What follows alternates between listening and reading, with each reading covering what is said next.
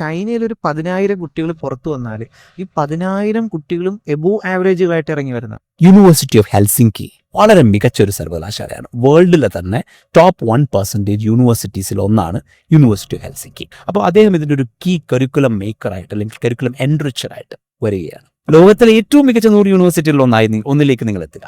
അപ്പോൾ അതാണ് U100 എന്ന് പറയുന്നൊരു സംഭവം. ഒരു ഗ്രാമത്തിൽ 10 കുട്ടി. ഇപ്പം നമ്മൾ കേരളത്തിൽ 1064 ഗ്രാമങ്ങളായിട്ടാണ് കേരളത്തിൽ ഇപ്പം നമ്മൾ കാണണമെങ്കിൽ ഓക്കെ, നമ്മൾ എന്ത് ചെയ്യാം, ഒരു ഗ്രാമത്തിൽ നിന്ന് 10 കുട്ടി. അതേപോലെ ഫിൻലാൻഡ് ലോകത്തിലേക്ക് കൊണ്ടുവരുന്ന ഏറ്റവും വലിയ കാര്യം, Finland is the happiest nation in the world. ലോകത്തിലെ എല്ലാ ഹ്യൂമൻ ഡെവലപ്മെന്റ് ഇൻഡെക്സിലും ടോപ്പിൽ നിൽക്കുന്ന അല്ലെങ്കിൽ വൺ ഓഫ് ദി ടോപ്പിൽ നിൽക്കുന്ന രാജ്യങ്ങളിൽ ഒന്നാണ് ഫിൻലാൻഡ്.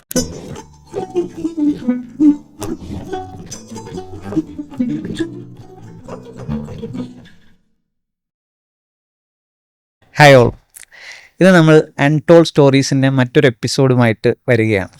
അപ്പോൾ ഇന്നത്തെ നമുക്ക് 2 സ്പെഷ്യൽ ഗസ്റ്റുകളുമായിട്ടാണ് നമ്മുടെ ഇൻട്രാക്ഷൻസ്. നമ്മുടെ ലൈഫോളജി, കേരളത്തിലൊരു വലിയ ബ്രാൻഡ് 2017 ആരംഭിച്ച് കുട്ടികളുടെ career development, skill development, life സ്കിൽസിൽ ഭയങ്കര ഇമ്പാക്റ്റ് ഉണ്ടാക്കിയൊരു ബ്രാൻഡാണ്. അപ്പോൾ ആ ബ്രാൻഡുമായിട്ട് ടാൽറോപ്പ് കൊളാബ് ചെയ്തിട്ട് എങ്ങനെയാണ് ഈ കോൺസെപ്റ്റ്, ഇതൊക്കെ വലിയ എലൈറ്റ് യൂണിവേഴ്സിറ്റീസിലേക്ക് നമ്മുടെ ഒരു അപ്പർ ക്ലാസ് അല്ലെങ്കിൽ ടോപ്പ് ക്ലാസ് കുട്ടികൾ മാത്രം പോയാൽ പോരാ, നമ്മുടെ ഗ്രാമങ്ങളിലുള്ളവർ കൂടി എത്തണമെന്നൊരു ആശയത്തിൽ ടാൽറോപ്പ് ലൈഫോളജിയുമായിട്ട് കൊളാബറേറ്റ് ചെയ്തിരുന്നു.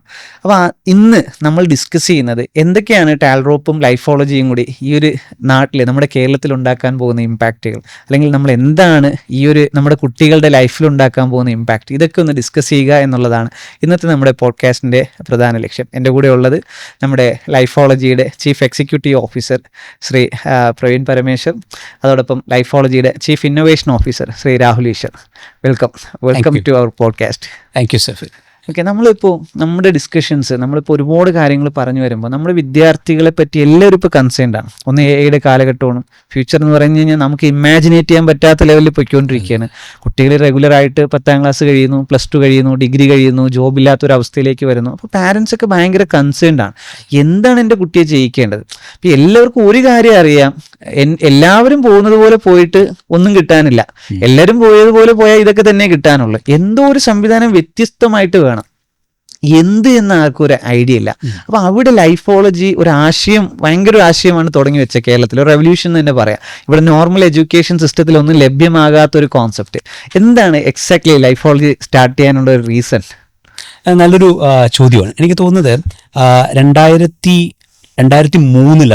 ഞാൻ LLB പഠിക്കുന്നതിന് വേണ്ടിയിട്ട് ലോ കോളേജിൽ ജോയിൻ ചെയ്യുന്നത്. അപ്പം എനിക്ക് വളരെ കൃത്യമായിട്ടുള്ള ഒരു വീക്ഷണം ഉണ്ടായിരുന്നു, എനിക്ക് ലോയർ ആവണം എന്ന് പറഞ്ഞതിനെക്കുറിച്ചൊരു ക്ലാരിറ്റി ഉണ്ടായിരുന്നു. അപ്പോൾ അതേ സമയത്താണ് രാഹുൽ ഈശ്വർ യൂണിവേഴ്സിറ്റി കോളേജിലും അതിനുശേഷം കാര്യവട്ടം ക്യാമ്പസിലും ഒക്കെ ഫിലോസഫിയും ഒക്കെ പഠിക്കുന്നത്. സോ അപ്പോൾ നമ്മളോടൊപ്പം തന്നെ 3ാമത്തെ രാഹുൽ ജെ നായരുണ്ട്. രാഹുലും ബിസിനസ് സ്റ്റഡീസ് ആയിരുന്നു പഠിച്ചുകൊണ്ടിരുന്നത്. അപ്പോൾ ഈ പറയുന്ന ഒരു സംവിധാനം തുടങ്ങിയ നമ്മൾ 3 പേരും ഒരേ സമയത്ത് ഏതാണ്ട് കോളേജിൽ പഠിച്ചിരുന്ന അതേ കാലഘട്ടത്തിൽ തന്നെ ഒരു ആക്ടിവിറ്റി, അതല്ലെങ്കിൽ ഒരു സൈഡ് ആക്ടിവിറ്റി, അത് വളരെ പാഷനേറ്റ് ആയിട്ടുള്ള ആക്ടിവിറ്റി എന്നുള്ളതൊന്നുമല്ല, മറിച്ച് ഒരു എന്താ പറയുക, ഒരു പോക്കറ്റ് മണിക്കുള്ള ആക്ടിവിറ്റി എന്നുള്ള നിലയിലായിരിക്കാം ഒരു പക്ഷേ നമ്മൾ കുട്ടികളെ ട്രെയിനിങ് ചെയ്ത് സ്റ്റാർട്ട് ചെയ്തത്. അപ്പോൾ അത് ഇംഗ്ലീഷ് പഠിപ്പിച്ചു. അതിനുശേഷം ഒരു പെർട്ടിക്കുലർ ഡേ ആയി കഴിഞ്ഞപ്പോഴത്തേക്കും അവിടെ ഇന്റർവ്യൂവിന് വേണ്ടിയിട്ട് ആൾക്കാരെ ട്രെയിൻ ചെയ്യാനും, ഈ ക്യാമ്പസ് റിക്രൂട്ട്മെന്റിന് വളരെ പീക്ക് നിൽക്കുന്ന ഒരു സമയമാണത്. അപ്പോൾ ആ ക്യാമ്പസ് റിക്രൂട്ട്മെന്റിന് വേണ്ടി ആൾക്കാരെ ട്രെയിൻ ചെയ്യാൻ വേണ്ടിയിട്ടുള്ള ട്രെയിനേഴ്സ് ഇല്ല. അപ്പോൾ നമ്മൾ എന്ത് ചെയ്തു, അവരെ നമ്മൾ ട്രെയിൻ ചെയ്തു. ആ ട്രെയിനിങ്ങിന് വന്ന ആൾക്കാർക്ക് മുഴുവനായിട്ടും പ്ലേസ്മെന്റ് കിട്ടി. അപ്പോൾ നമ്മുടെ ഒരു ഫോർട്ടേ ഓഫ് ട്രെയിനിങ് എന്ന് പറയുന്നത് കമ്മ്യൂണിക്കേഷൻ അല്ലെങ്കിൽ സ്പോക്കൺ ഇംഗ്ലീഷ് എന്നുള്ളതിൽ നിന്നും മാറിയിട്ട് നമ്മളെ ഒരു എഞ്ചിനീയറിംഗ് MBA പഠിക്കുന്ന കുട്ടികളെ ക്യാമ്പസസിലേക്ക്, കോർപ്പറേറ്റ്സിലേക്ക് എത്തിക്കാൻ വേണ്ടി ട്രെയിൻ ചെയ്യുന്ന ഒരു ആക്ടിവിറ്റി ആയി. അപ്പോൾ അതങ്ങനെ 2003 മുതൽ ഒരു 2007 വരെ ചെയ്തു വന്ന സമയത്ത് തന്നെ സോ വി ഡിസൈഡഡ് നമ്മുടെ ഒരു കരിയറും ഫ്യൂച്ചറും ഒരു ഹ്യൂമൻ ഡെവലപ്മെന്റിലാണ്, ഒരു ആൾക്കാരെ ഡെവലപ്പ് ചെയ്യുന്നതിലാണ് നമ്മൾ വരാൻ പോകുന്നത് എന്ന രീതിയിലേക്ക് നമ്മൾ തീരുമാനിക്കുകയാണ്. അപ്പൊ ആ തീരുമാനത്തിന്റെ ഭാഗമായിട്ട് ഞാൻ MBA ചെയ്യാൻ വേണ്ടിയിട്ട് കാർഡിഫിലേക്ക് പോയി. UK കാർഡിഫ് യൂണിവേഴ്സിറ്റിയിൽ MBA ചെയ്തു. അപ്പോൾ MBA ചെയ്യാൻ വേണ്ടി കാർഡിഫ് യൂണിവേഴ്സിറ്റിയിലേക്ക് പോയപ്പോൾ അവിടെ യൂണിവേഴ്സിറ്റിയിൽ ഒരു ട്രെയിനിങ് ആൻഡ് ഡെവലപ്മെന്റ് വിങ് ഉണ്ട്. ഒരു PwC പ്രൈസ് വാട്ടർ സ്കൂപ്പേഴ്സുമായിട്ട് കൊളാബറേറ്റ് ചെയ്തിട്ട് കാർഡിഫ് യൂണിവേഴ്സിറ്റി നടത്തുന്ന ഒരു വിങ് ആണ്.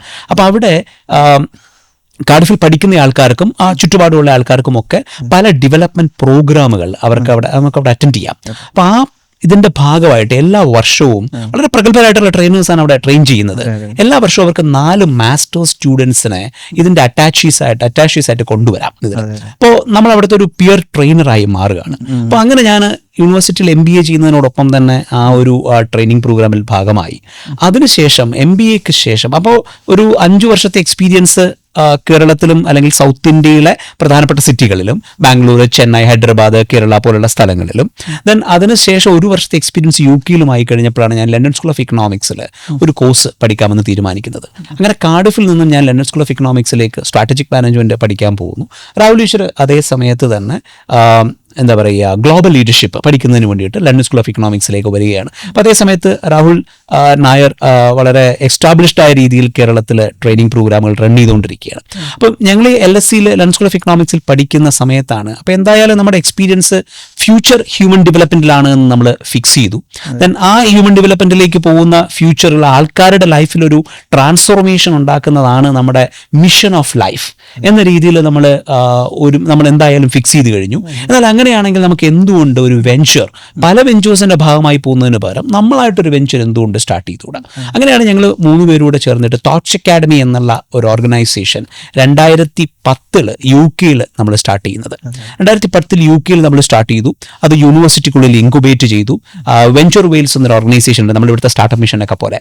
സോ വെഞ്ചർ വെയിൽസ് അതിനൊരു 1 വർഷത്തെ മെന്ററിങ് തന്നു. അങ്ങനെ ആദ്യമായിട്ട് തോട്ട്സ് അക്കാഡമി എന്നുള്ളൊരു ഒരു പ്രോഗ്രാം നമ്മൾ ഇവോൾവ് ചെയ്യിച്ചു.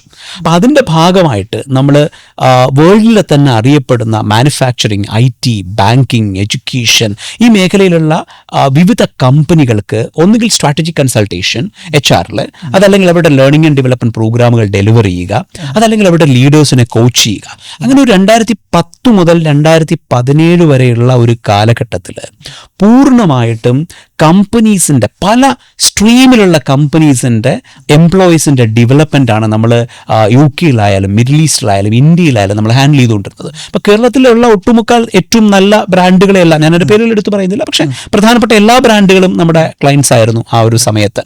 സോ ആ പ്രോഗ്രാം ചെയ്തുകൊണ്ടിരുന്നപ്പോൾ നമുക്കൊരു ഇൻട്രസ്റ്റിംഗ് റിയലൈസേഷൻ ഉണ്ടായി. അതായത് ഏത് കമ്പനിയിലേക്ക് നമ്മൾ പോയാലും അവർ നമ്മളെ ഫിക്സ് ചെയ്യാൻ പറയുന്ന എന്ത് പ്രോഗ്രാം ഫിക്സ് ചെയ്യണം എന്നവർ പറയുന്നതിന് സത്യത്തിൽ പല കാരണങ്ങൾ അവർ പറയുന്നുണ്ടാവും. ആൾക്കാർ നന്നായി പെർഫോം ചെയ്യുന്നില്ല, അല്ലെങ്കിൽ ആൾക്കാർക്ക് ഒരുപാട് പൊട്ടൻഷ്യൽ ഉണ്ട് പക്ഷെ അവരത് ചെയ്യുന്നില്ല, ഒരു ടീം സ്പിരിറ്റ് ഇല്ല, അവരുടെ കമ്മ്യൂണിക്കേഷൻ ശരിയല്ല, ഒരു ലീഡർഷിപ്പ് ഡെവലപ്പ് ചെയ്യുന്നില്ല. പക്ഷെ അടിസ്ഥാനപരമായി ഈ പ്രശ്നത്തിനെല്ലാം ഒരു 1-ലൈനർ പ്രോബ്ലമാണ് അവർ പറയാൻ ശ്രമിക്കുന്നത്. ഇവിടെ ഒരാളുണ്ട്, അയാൾക്ക് കുറെ കാര്യങ്ങൾ ചെയ്യാൻ പറ്റും, പക്ഷെ അവൻ പണിയെടുക്കുന്നില്ല, അല്ലെങ്കിൽ അവന് പണി പോരാ. ഇതാണ് 100% കമ്പനികളുടെയും ട്രെയിനിങ് നീഡിന്റെ 1-ലൈനർ. ഒരാളുണ്ട്, അയാൾക്ക് കൂടുതൽ ചെയ്യാൻ പറ്റും, പക്ഷെ അയാൾ ചെയ്യുന്നില്ല. ഇതാണ് ഇതിന്റെ 1-ലൈനർ. അപ്പൊ നമുക്ക് എന്ത് ചെയ്യാം? അപ്പൊ നമ്മൾ ഇതിനെ ഡിഗ് ചെയ്ത് കഴിഞ്ഞപ്പോൾ ഇറസ്പെക്റ്റീവ് ഓഫ് അല്ലെങ്കിൽ സ്ട്രീം അഗ്നോസ്റ്റിക് ആയിട്ട് നമ്മൾ നോക്കിക്കഴിഞ്ഞപ്പോൾ ഇതിന്റെ ഒരു പ്രധാനപ്പെട്ട പ്രശ്നം വരുന്നത് ഒരു റൈറ്റ് പേഴ്സൺ ആണ്, പക്ഷെ അയാൾ ഇരിക്കുന്നത് റൈറ്റ് പ്ലേസിലല്ല. അപ്പൊ നമ്മൾ എന്ത് ചെയ്തു? ആൾക്കാർ അറിയാനുള്ള ടൂളുകൾ, ഇപ്പൊ MBTI, ബൾബിൻ, ഡിസ്ക്, അങ്ങനെയുള്ള പല അസസ്മെന്റുകളുണ്ട്. അവരെ ഈ തിരിച്ചറിവിനെ ബേസ് ചെയ്തുകൊണ്ട് അവരെ ഗ്രൂം ചെയ്യാൻ കഴിയുന്ന ഇന്റർനാഷണൽ കോച്ച് ഫെഡറേഷന്റെ കോച്ചിങ് മെത്തഡോളജീസ് ഉണ്ട്. അപ്പൊ ഇതെല്ലാം നമ്മൾ അതെല്ലാം ട്രെയിൻഡായി. ഒന്നല്ലെങ്കിൽ മറ്റൊരാളെ ഞങ്ങൾ 3 പേരിൽ പറഞ്ഞു. ഇപ്പോൾ ആ സമയത്ത് നമുക്കൊരു ടീമുണ്ട്. അപ്പം നമ്മൾ അതിലെല്ലാവരും ട്രെയിൻഡായി. ഇത് ഈ പറയുന്ന കാര്യത്തിൽ ട്രെയിൻഡായി കഴിഞ്ഞിട്ട് നമ്മൾ ഓരോ കമ്പനിയുടെയോ ഓർഗനൈസേഷനിലോ നമ്മൾ അസോസിയേറ്റ് ചെയ്യുന്ന സമയത്ത് അവിടെ ഇതിൻ്റെ ആപ്ലിക്കേഷൻസ് നമ്മൾ നോക്കി. അതായത് സെയിൽസിലുള്ള ഒരാളെ കൃത്യമായിട്ട് അയാളെ മനസ്സിലാക്കി അയാൾക്ക് പറ്റുന്നത് അഡ്മിനിസ്ട്രേഷൻ ആണെങ്കിൽ അങ്ങോട്ട് ഷിഫ്റ്റ് ചെയ്താൽ നന്നായിരിക്കുമോ? അഡ്മിനിസ്ട്രേഷനിലുള്ള ഒരാളെ മാർക്കറ്റിംഗിലേക്ക് ഷിഫ്റ്റ് ചെയ്താൽ നല്ലതായിരിക്കുമോ? മാർക്കറ്റിംഗിൽ നിൽക്കുന്ന ഒരാളെ HR-ലേക്ക് ഷിഫ്റ്റ് ചെയ്താൽ നല്ലതായിരിക്കുമോ? And that was working phenomenally well. അപ്പൊ അതിൽ നമ്മൾ മനസ്സിലാക്കിയ ഒരു കാര്യം എന്താ? The people are right but they are at the wrong places. അവർ തെറ്റായ സ്ഥലത്താണ് ഇരിക്കുന്നത്. അപ്പൊ നമ്മുടെ കമ്പനിയുടെ അത് 2003 മുതൽ നമ്മൾ ട്രെയിൻ ചെയ്ത് തുടങ്ങിയപ്പോൾ തന്നെ, അതായത് 2005 ആയപ്പോഴത്തേക്കും നമ്മുടെ മനസ്സിനകത്ത് എംബഡഡ് ആയിരിക്കുന്ന ഒരു വിഷൻ എന്ന് പറയുന്നത് തന്നെ lead people to a meaningful future where they enjoy happiness, financial independence, fulfilment and purpose. ഇതായിരുന്നു. അപ്പൊ നമ്മൾ നടത്തിയ എല്ലാ ട്രെയിനിങ്ങും നമ്മളിപ്പോ UST ഗ്ലോബൽ, IBS, അലയൻസ് കോണിൽ, ഹിന്ദുസ്ഥാൻ ലാറ്റെക്സ്, ഇപ്പൊ കൊച്ചിയിൽ അപ്പോളോ ടയേഴ്സ്, ദെൻ പല ബാങ്കുകൾ, ദെൻ എനിക്ക് തോന്നുന്നു നമ്മുടെ കിറ്റെക്സിന് വേണ്ടി നമ്മൾ പ്രോഗ്രാം ചെയ്തിട്ടുണ്ട്. സോ ഈസ്റ്റേണിന് വേണ്ടി ഒരു പ്രോഗ്രാം ചെയ്തിട്ടുണ്ട്. അങ്ങനെ പല തരത്തിലുള്ള കേരളത്തിൽ അറിയപ്പെടും. ഇപ്പോൾ കേരള ഗവൺമെന്റിന്റെ additional skill acquisition programme ASAP എന്ന പ്രോഗ്രാമിന് വേണ്ടിയിട്ട് നമ്മൾ ഇന്ന് ASAP ഒരു വലിയ എൻറ്റിറ്റിയാണ്. നമ്മൾ അതിന്റെ ആദ്യഘട്ടത്തിലുള്ള 2100ഓളം ട്രെയിനേഴ്സിനെ നമ്മൾ ട്രെയിൻ ചെയ്തു. CMDക്ക് വേണ്ടിയിട്ട്, കേസിന് വേണ്ടിയിട്ട്, അങ്ങനെ എനിക്ക് തോന്നുന്നു കുടുംബശ്രീക്ക് വേണ്ടിയിട്ട്, അക്ഷയ സെന്റേഴ്സിന്റെ ട്രെയിനിങ് പ്രോഗ്രാം, ഇങ്ങനെ കേരളത്തിൽ അറിയപ്പെടുന്ന പല ബ്രാഞ്ചും. അപ്പൊ ഇവരെല്ലാം നമ്മൾ ചെയ്യുമ്പോഴും ഈ ഒരു ഫിലോസഫിയിൽ റൂട്ട് ചെയ്തുകൊണ്ടാണ് നമ്മൾ പ്രോഗ്രാം ചെയ്തുകൊണ്ടിരുന്നത്. അപ്പൊ നമ്മൾ ആലോചിച്ചു, ഇത് എവിടെയാണ് തുടങ്ങുന്നത്? ഈ തെറ്റായ പാത തെരഞ്ഞെടുക്കുന്നത് എവിടെയാണ് തുടങ്ങുന്നത്? തെറ്റായ പാത തെരഞ്ഞെടുക്കുന്നത് സത്യത്തിൽ സ്കൂളിലല്ലേ? അപ്പൊ നമ്മൾ ഈ കതിരെ കൊണ്ടേ വലം വയ്ക്കുക എന്ന് പറയുന്നത് പോലെ സ്കൂളും കഴിഞ്ഞ് കോളേജും കഴിഞ്ഞ് 10 വർഷം എക്സ്പീരിയൻസ് ചെയ്തിരിക്കുന്ന ഒരാളുടെ അടുത്ത് നമ്മൾ പോയിട്ട് നീ ഇതല്ല ചെയ്യേണ്ടിയിരുന്നത്, നിനക്ക് തെറ്റിപ്പോയി, നീ ചെയ്യേണ്ടിയിരുന്നത് അതാണ് എന്ന് പറയുമ്പോൾ അവനുണ്ടാവുന്ന ഒരു ഹേർട്ട് ഉണ്ടല്ലോ. അപ്പൊ നമ്മൾ എന്തുകൊണ്ട് ഈ പ്രോബ്ലം നമുക്ക് നേരത്തെ സോൾവ് ചെയ്തുകൂടാ? അപ്പൊ അവിടെ നിന്നാണ് നമ്മൾ 2017 ആയപ്പോഴത്തേക്ക് നമ്മൾ 2003 തുടങ്ങിയ പണിയാണ്. 2003 മുതൽ 2017 ആയപ്പോഴത്തേക്കും ഏതാണ്ട് 14 വർഷത്തെ എക്സ്പീരിയൻസ് ആയി. അതായത് എനിക്ക് തോന്നുന്നു ഞങ്ങൾ 2017 എന്നൊക്കെ പറയുമ്പോഴത്തേക്കും നമുക്ക് ഏതാണ്ട് 32 വയസ്സുള്ള സമയമാണ്. 32 വയസ്സിൽ ഞങ്ങൾക്ക് 15 വർഷത്തെ എക്സ്പീരിയൻസ് ആയി. ഈ 15-14 വർഷത്തെ എക്സ്പീരിയൻസ് വെച്ചുകൊണ്ട് ഞങ്ങൾ തീരുമാനിച്ചു, എന്നാൽ സ്കൂൾ കുട്ടികൾക്ക് വേണ്ടിയിട്ട് നമുക്ക് എന്തുകൊണ്ട് നമ്മുടെ ഫുൾ എനർജിയും ചാനലൈസ് ചെയ്തുകൂടാ? അപ്പൊ ഈ രണ്ട് വിങ്ങും കൂടെ ഒരുമിച്ച് ഓടിച്ചാൽ അതൊന്നും വേണ്ട, കോംപ്രമൈസ് ചെയ്യണ്ട. നമുക്ക് നമ്മുടെ ഫുൾ ശ്രദ്ധയും ഇതുവരെ നമ്മൾ ക്യാരി ചെയ്ത എല്ലാ എക്സ്പീരിയൻസും എക്സ്പെർട്ടീസും നമ്മൾ ഈ പ്രോബ്ലം സോൾവ് ചെയ്യുന്നതിന് നമ്മൾ ഉപയോഗിക്കുന്നു. ലോകത്തിലെ സ്കൂൾ ഓരോ കുട്ടിയും അവന് ഏറ്റവും ഉചിതമായിട്ടുള്ള ഒരു പാതയിലേക്ക് കടക്കാൻ പറ്റണം. ആ യാത്രയിൽ അവനൊരു ക്ലാരിറ്റി ഉണ്ടാവണം. ആ ക്ലാരിറ്റിയുള്ള യാത്രയിൽ അവന് വളരെ സ്മൂത്ത് ആയിട്ട് ട്രാവൽ ചെയ്യാൻ കഴിയുന്ന ഒരു കപ്പാസിറ്റി അവന് ബിൽഡ് ചെയ്ത് കൊടുക്കാൻ പറ്റണം. അപ്പൊ അതൊരു ഭയങ്കര എക്സൈറ്റിംഗ് ആയിട്ടുള്ള ഒരു പ്രോഗ്രാമായിട്ട് നമുക്ക് തോന്നി. അങ്ങനെ തോന്നിക്കഴിഞ്ഞപ്പോൾ അതിനൊരു പേര് വേണമല്ലോ. അപ്പൊ നമ്മൾ ആദ്യം കമ്പനിയാണ് രജിസ്റ്റർ ചെയ്തത്. അപ്പൊ നമ്മുടെ കമ്പനിയുടെ പേര് സെപ്റ്റാമിലെ എന്നാണ്. സെപ്റ്റാമിലെ എന്ന് പറയുന്നത് 7 മൈൽസ് എന്നുള്ളതിന്റെ ഫ്രഞ്ച് വേർഡ് ആണ്. അപ്പൊ 7 മൈൽസ് എവിടെ നിന്ന് വന്നു? Escape velocity. അപ്പോൾ ഇത്ര മീറ്റർ പെർ സെക്കൻഡിൽ പോകണം എന്നുള്ള, മൈൽസ് പെർ സെക്കൻഡിൽ പോകണം എന്നുള്ളതാണ് എസ്കേപ്പ് വെലോസിറ്റി. അവിടെ നിന്നാണ് ഈ 7 മൈൽസ് വന്നത്. അപ്പൊ ഈ എസ്കേപ്പ് വെലോസിറ്റി എന്ന് പറയുമ്പോൾ ഇവരിന് അവനെ തൊടുത്തു വിടണം. അപ്പൊ പിന്നെ ആ ഓർബിറ്റർ അപ്പുറത്തേക്ക് കയറി ഇങ്ങ് പൊക്കോണം, ഇവിടെ നിന്നായിരുന്നു. അപ്പൊ അതിനുശേഷം നമ്മൾ ആലോചിച്ചപ്പോ 2004-5 സമയത്താണ് ലൈഫോളജി എന്ന വാക്ക് നമ്മൾ ആദ്യമായിട്ട് ഉപയോഗിച്ചു കൊടുക്കുന്നത്. അപ്പൊ അതിനുശേഷം ഇത്രയും പ്രോഗ്രാമുകൾ ചെയ്തപ്പോഴും നമ്മൾ ആ പേര് ഉപയോഗിച്ചിട്ടില്ല. Because we wanted to reserve it to something which is bigger. So അപ്പോൾ ഈ ഒരു ആശയം വന്നു കഴിഞ്ഞപ്പോൾ നമുക്ക് മനസ്സിലായി this is going to be phenomenally huge. അപ്പൊ അതിന് നമ്മളെ സപ്പോർട്ട് ചെയ്യാൻ വേണ്ടിയിട്ടും മലയാളികൾ തന്നെ ആയിട്ടുള്ള മിഡിൽ ഈസ്റ്റിൽ വളരെ പ്രധാനപ്പെട്ട കുറച്ച് ആൾക്കാർ അതിന്റെ ഇൻവെസ്റ്റേഴ്സ് ആയിട്ട് വരുന്നു. അങ്ങനെ നമ്മൾ 2017 രജിസ്റ്റർ ചെയ്ത് 2018 ജനുവരി 16 ഒരു ഗിന്നസ് വേൾഡ് റെക്കോർഡോടുകൂടെ, ബിക്കോസ് നമ്മൾ ചെയ്യുന്ന ഒരു വലിയ കാര്യമാണല്ലോ. So we wanted to mark our entry.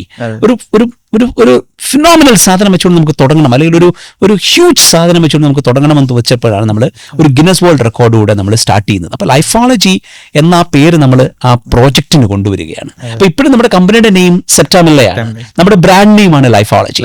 അപ്പൊ ലൈഫോളജി എന്താണ്? ബേസിക്കലി സ്കൂളിൽ പഠിക്കുന്ന ഓരോ സ്റ്റുഡന്റിനെയും അവന്റെ പാഷൻ, അവന്റെ പേഴ്സണാലിറ്റി, അതിനോടൊപ്പം മാർക്കറ്റിലെ പോസിബിലിറ്റി അല്ലെങ്കിൽ ഓപ്പർച്യൂണിറ്റി, പിന്നെ അവനുള്ള പ്രയോറിറ്റി ആൻഡ് പ്രിഫറൻസസ്, ഇത് മനസ്സിലാക്കി ഈ 4 പീസും മനസ്സിലാക്കി ഏറ്റവും കൃത്യമായ ഫ്യൂച്ചർ അവന് പറഞ്ഞു കൊടുക്കുക, അതിലേക്ക് അവനെ ഹാൻഡ് ഹോൾഡ് ചെയ്ത് എത്തിക്കുക, ആ ട്രാവലിനുള്ള ഒരു കോൺഫിഡൻസ് അവനിൽ ബിൽഡ് ചെയ്യുക. ഇതാണ് ബേസിക്കലി ലൈഫോളജി ചെയ്യുന്നത്. അപ്പോൾ ഇതിപ്പോ നമ്മള് യുഎയിലാവട്ടെ, ഖത്തർ, കുവൈറ്റ്, ഇന്ത്യ, അങ്ങനെയുള്ള ഈ ഒരു ഏഷ്യൻ സബ് കോണ്ടിനെന്റ് ലെവലിൽ വലിയൊരു എസ്റ്റാബ്ലിഷ്മെന്റ് ആയിട്ട് ലൈഫോളജി വർക്ക് ചെയ്തു. Doing very good. പിന്നെ അവിടെ നമ്മൾ എക്സ്പാൻഡ് ചെയ്തിട്ട് നമ്മൾ ഗവൺമെന്റ് പ്രൊജക്ടിലേക്ക് പോയി ലൈഫോളജി ഗോ സ്റ്റാർട്ട് ചെയ്തു. യൂണിവേഴ്സിറ്റിയിലേക്ക് പോയിട്ട് ലൈഫോളജി പ്ലസ് സ്റ്റാർട്ട് ചെയ്തു. ഇതിനൊക്കെ കരിയർ കോച്ചസ് വേണമല്ലോ. So we started our own academy, Lifology academy.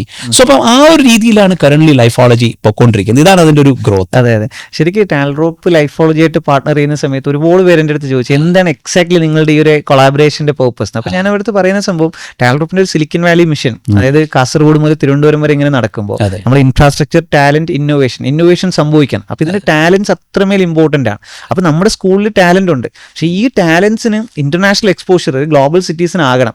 അവർക്ക് ലോകത്ത് ഏറ്റവും വലിയ അഡ്വാൻറ്റേജ് ഇന്ന സംവിധാനത്തിൽ പോയാൽ കിട്ടും, അല്ലെങ്കിൽ ഇന്ന സംഭവത്തിൽ പോയാൽ ഇന്ന അഡ്വാൻറ്റേജ് ഉണ്ട് എന്നൊക്കെ അവർ മനസ്സിലാക്കുന്ന സംഭവം ഇവർക്കിത് വളരെ ചെറുതിലേക്ക് കിട്ടണം.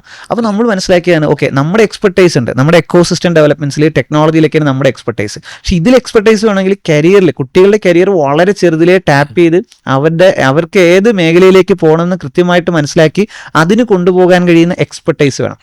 അപ്പോൾ ടാൽഡ്രോപ്പിന്റെ ഒരു കോൺസെപ്റ്റ് തന്നെ യുവർ എക്സ്പെർട്ടൈസ് അവർ എക്കോസിസ്റ്റം എന്ന് പറഞ്ഞിട്ട് നമ്മളൊരു കൊളാബറേഷൻ പോസിബിലിറ്റി പറഞ്ഞു. ചില കാര്യത്തിലൊക്കെ ഇന്നയാൾ ഇന്നതിൽ ഭയങ്കര എക്സ്പെർട്ടൈസാണ്, അവരുടെ എക്സ്പെർട്ടൈസും നമ്മുടെ എക്കോസിസ്റ്റവും കൂടി കണക്ട് ആകുമ്പോഴാണ് ഇവിടെ ശരിക്കും എന്ത് ചെയ്യുന്നത്, ടാലന്റുകൾ ഡ്രോപ്പ് ചെയ്യപ്പെടുക എന്നുള്ള ആശയം. അവിടെ നമ്മൾ കണ്ടതാണ് ലൈഫോളജി ചെയ്യുന്ന ഒരു സംവിധാനം എത്രത്തോളം ഇമ്പാക്ട് ഉണ്ടാക്കാൻ കഴിയും നമ്മൾ മനസ്സിലാക്കി. അപ്പോൾ നമ്മൾ നോക്കുമ്പോൾ എന്താണ്, നമുക്ക് കേരളത്തിലെ എല്ലാ ഗ്രാമങ്ങളിലും നമ്മളുണ്ട്, ഓരോ ഗ്രാമത്തിലും നമ്മുടെ വില്ലേജ് പാർക്കുകൾ വരുന്നു. അപ്പോൾ അവിടെ ഒരു 10,000 വീടുണ്ട്, ഒരു 50,000 ടാലന്റ് ഉണ്ടെങ്കിൽ അവരിലേക്ക് ഈസിലി നമ്മൾ ആക്സസ് ചെയ്യണം. അപ്പൊ ഇതിലെ റൈറ്റ് ടാലൻസ് ലൈഫോളജിക്ക് ഒരു ലൈഫ് ചേഞ്ച് ചെയ്യാൻ പറ്റുന്ന ആ ടാലന്റ് നമ്മുടെ കയ്യിലുണ്ട്. അങ്ങനെ എന്തുകൊണ്ട് നമുക്ക് കൊളാബറേറ്റ് ചെയ്തു? അപ്പോൾ അവർ പറഞ്ഞു അത് അമേസിംഗ് ആണ്. കാര്യം ആ കൊളാബറേഷൻ ഭയങ്കര എഫക്റ്റീവ് ആണ്. കാര്യം ഇതൊക്കെ പലപ്പോഴും ഇപ്പോൾ ഒരു പക്ഷെ നമ്മളിവിടെ പറയുന്ന ഇന്റർനാഷണൽ സ്കൂൾസിലെ കുട്ടികൾക്ക് ഇത് കിട്ടുന്നുണ്ട്. അവർ പെട്ടെന്ന് അവർക്ക് വലിയ കൺവിൻസിംഗ് ഒന്നും വേണം, നമ്മളിത് കൊടുക്കുന്നുണ്ടെന്ന് പറഞ്ഞാൽ അവർ ചോദിക്കും ഓക്കെ പ്രൈസ് എത്രയാണ്, കോസ്റ്റ് എത്രയാണെന്ന് ചോദിച്ചാൽ അവർ കയറ്റും. പക്ഷെ നമ്മളൊരു ഗ്രാമത്തിൽ ഒരാൾക്ക് അറിയില്ല സത്യത്തിൽ ഇങ്ങനെയൊക്കെ ഒരു സംഭവം ഉണ്ടെന്ന് ചോദിച്ചാൽ പോലും അവർക്കറിയില്ല. അപ്പോൾ നമ്മൾ ശരിക്കും പറഞ്ഞതാണ് ലൈഫോളജിയെ ശരിക്കും കേരളത്തിലെ ഓരോ ഗ്രാമങ്ങളിലും കൊണ്ടുവരേണ്ടതിന്റെ ഇമ്പാക്ട് അല്ലെങ്കിൽ അതിന്റെ ഒരു റിസൾട്ട് എന്തായിരിക്കും നമുക്ക് വളരെ കൃത്യമായിട്ട് മനസ്സിലാക്കിക്കൊണ്ടാണ് നമ്മുടെ കൊളാബറേഷൻ നടന്നത്. അത് ഭയങ്കര ഇമ്പാക്ട് കേരളത്തിൽ ഉണ്ടാക്കുന്നുണ്ട്. കാര്യം ഇനി നമുക്കത് കൃത്യമായിട്ട് എന്താണ് ഈ കുട്ടിക്ക് കിട്ടേണ്ടത് അല്ലെങ്കിൽ ഈ കുട്ടിയുടെ ലൈഫ് എങ്ങനെയാണ് നിങ്ങൾ ചേഞ്ച് ചെയ്യേണ്ടതെന്ന് ഓരോ പാരന്റിനെ നമ്മൾ എഡ്യൂക്കേറ്റ് ചെയ്യപ്പെടണം. അതാണ് നമ്മളിപ്പോൾ ചെയ്തുകൊണ്ടിരിക്കുന്നത്. നമ്മളിപ്പോൾ അവരോട് പറഞ്ഞു കൊടുക്കുകയാണ്. ഇപ്പോൾ ലൈഫോളജി എന്ന് പറയുന്ന ബ്രാൻഡ് എന്താണ് ഇവിടെ കേരളത്തിൽ ചെയ്തുകൊണ്ടിരിക്കുന്നത്, ഇതെങ്ങനെയാണ് നമ്മുടെ സാധാരണ മക്കൾക്ക് കുട്ടികൾക്ക് ഇതെങ്ങനെയാണ് കിട്ടേണ്ടത്, അതിന് ഒരു പാരന്റ് എടുക്കുന്നത്. ഇത് എന്തായാലും നമുക്ക് ഇത് എല്ലാ കുട്ടികൾക്കും കൊടുക്കാൻ പറ്റുന്നതല്ല. അപ്പം നമ്മളിപ്പം ഫസ്റ്റ് പറഞ്ഞേക്കുന്നത് ഒരു ഗ്രാമത്തിൽ 10 കുട്ടി, ഇപ്പം നമ്മൾ കേരളത്തിൽ 1064 ഗ്രാമങ്ങളായിട്ടാണ് കേരളത്തിൽ ഇപ്പം നമ്മൾ കാണണമെങ്കിൽ ഓക്കെ നമ്മൾ എന്ത് ചെയ്യാം, ഒരു ഗ്രാമത്തിൽ നിന്ന് 10 കുട്ടി. ഇപ്പം എൻ്റെ പാങ്ങോട് പഞ്ചായത്താണ് എൻ്റെ ഗ്രാമം, ആ പാങ്ങോട് നിന്ന് ഒരു 10 കുട്ടിയെ നമ്മൾ കൈപിടിച്ച് എന്ത് ചെയ്യാം ഈ ഒരു ഓപ്ഷനിലേക്ക് കൊണ്ടുവരാം. നിങ്ങൾ റിസൾട്ട്സ് കാണിച്ചു കൊടുത്താൽ നമുക്ക് അടുത്ത എന്ത് ചെയ്യാം, അടുത്ത 10 കുട്ടി അല്ലെങ്കിൽ അടുത്ത 100 കുട്ടിയെ നമുക്ക് എടുക്കാൻ പറ്റും. എല്ലാവരെയും കൂടെ ഒരുമിച്ച് നമുക്കിപ്പോൾ കൊണ്ടുവരത്തില്ല. പക്ഷെ നമ്മളിപ്പോൾ ഓക്കെ ഇപ്പോൾ എറണാകുളത്ത് നിന്ന് മാത്രം ഇത്ര കുട്ടികളെ എടുത്ത് ലൈഫോളജി ചെയ്യുന്നതിന് പകരം നമുക്ക് എന്ത് ചെയ്യാം, അത് ഗ്രാമങ്ങളിലേക്ക് കൊണ്ടുവരാം എന്നൊരു കോൺസെപ്റ്റിലാണ് നമ്മുടെ കൊളാബറേഷൻ നടന്നത്. ഞാനിപ്പോൾ ഈ പറയുമ്പോൾ ഈ പോഡ്കാസ്റ്റ് കേൾക്കുന്നവർക്ക് ഒരു ക്ലാരിറ്റി കൂടെ അപ്പോൾ നമ്മളിപ്പോൾ ഈ പറയുന്ന ഫ്യൂച്ചറിസ്റ്റിക് ഈ ഫ്യൂച്ചർ എന്ന് പറയുമ്പോൾ ഈ പാരൻസ് അതിനെ കൃത്യമായിട്ട് മനസ്സിലാക്കുന്നുണ്ട് എന്ന് രാഹുൽജിക്ക് തോന്നുന്നുണ്ട്? അതെ, ഇല്ല, പലപ്പോഴും പേരൻസ് മനസ്സിലാക്കുന്നില്ല എന്നുള്ളതിന്റെ ഏറ്റവും നല്ല ഉദാഹരണങ്ങളൊന്നും ഞാൻ എൻ്റെ ജീവിതത്തിൽ നിന്നാണ് പറയാറുള്ളത്. നിയർലി 94 to 95% ഓഫ് സ്റ്റുഡൻസ്, അതായത് 94-95% സ്റ്റുഡൻസ് അവരുടെ ജീവിതത്തിൽ തെറ്റായ കോഴ്സ്, തെറ്റായ കോളേജ്, തെറ്റായ കരിയർ തിരഞ്ഞെടുക്കുന്നത് കാരണം 5 to 7 years of their life നഷ്ടപ്പെട്ടതാണ്. ഇത് എനിക്ക് വ്യക്തിപരമായി സംഭവിച്ചിട്ടുള്ളതാണ്. ഇന്ന് ആൾക്കാർ ചിലപ്പോഴെങ്കിലും എന്നെ ടി വിയിലൊക്കെ ഡിബേറ്റും മറ്റുമൊക്കെ ആയിട്ടായിരിക്കും കാണുന്നത്. യഥാർത്ഥത്തിൽ ഞാൻ പഠിക്കേണ്ടിയിരുന്നത് LLB ആണ്, ഞാൻ പഠിക്കേണ്ടിയിരുന്നത് അത്തരത്തിലുള്ള ഒരു കാര്യമാണ്. പക്ഷേ എനിക്ക് യാതൊരു താല്പര്യമോ ഇഷ്ടമോ ഓറിയന്റേഷനോ ഇല്ലാത്ത ഇക്കണോമിക്സിനാണ് എൻ്റെ അമ്മ എന്നെ വിട്ടത്. കാരണം ഞങ്ങളുടെ ഒരു സിവിൽ സർവൻ്റ് ആയ എൻ്റെ ഒരു അങ്കിൾ വന്ന് പറഞ്ഞു എക്കണോമിക്സ് നല്ല വിഷയമാണ്, എക്കണോമിക്സ് നല്ല വിഷയമാണ്, പക്ഷേ എനിക്ക് സ്യൂട്ടബിൾ ആയ വിഷയമാണോ? അല്ല. പേരൻസ് പലപ്പോഴും എൻ്റെ സീരിയസ്നെസ് മനസ്സിലാക്കുന്നില്ല. അമ്മയുടെ പേര് മല്ലിക നമ്പൂതിരി എന്നാണ്.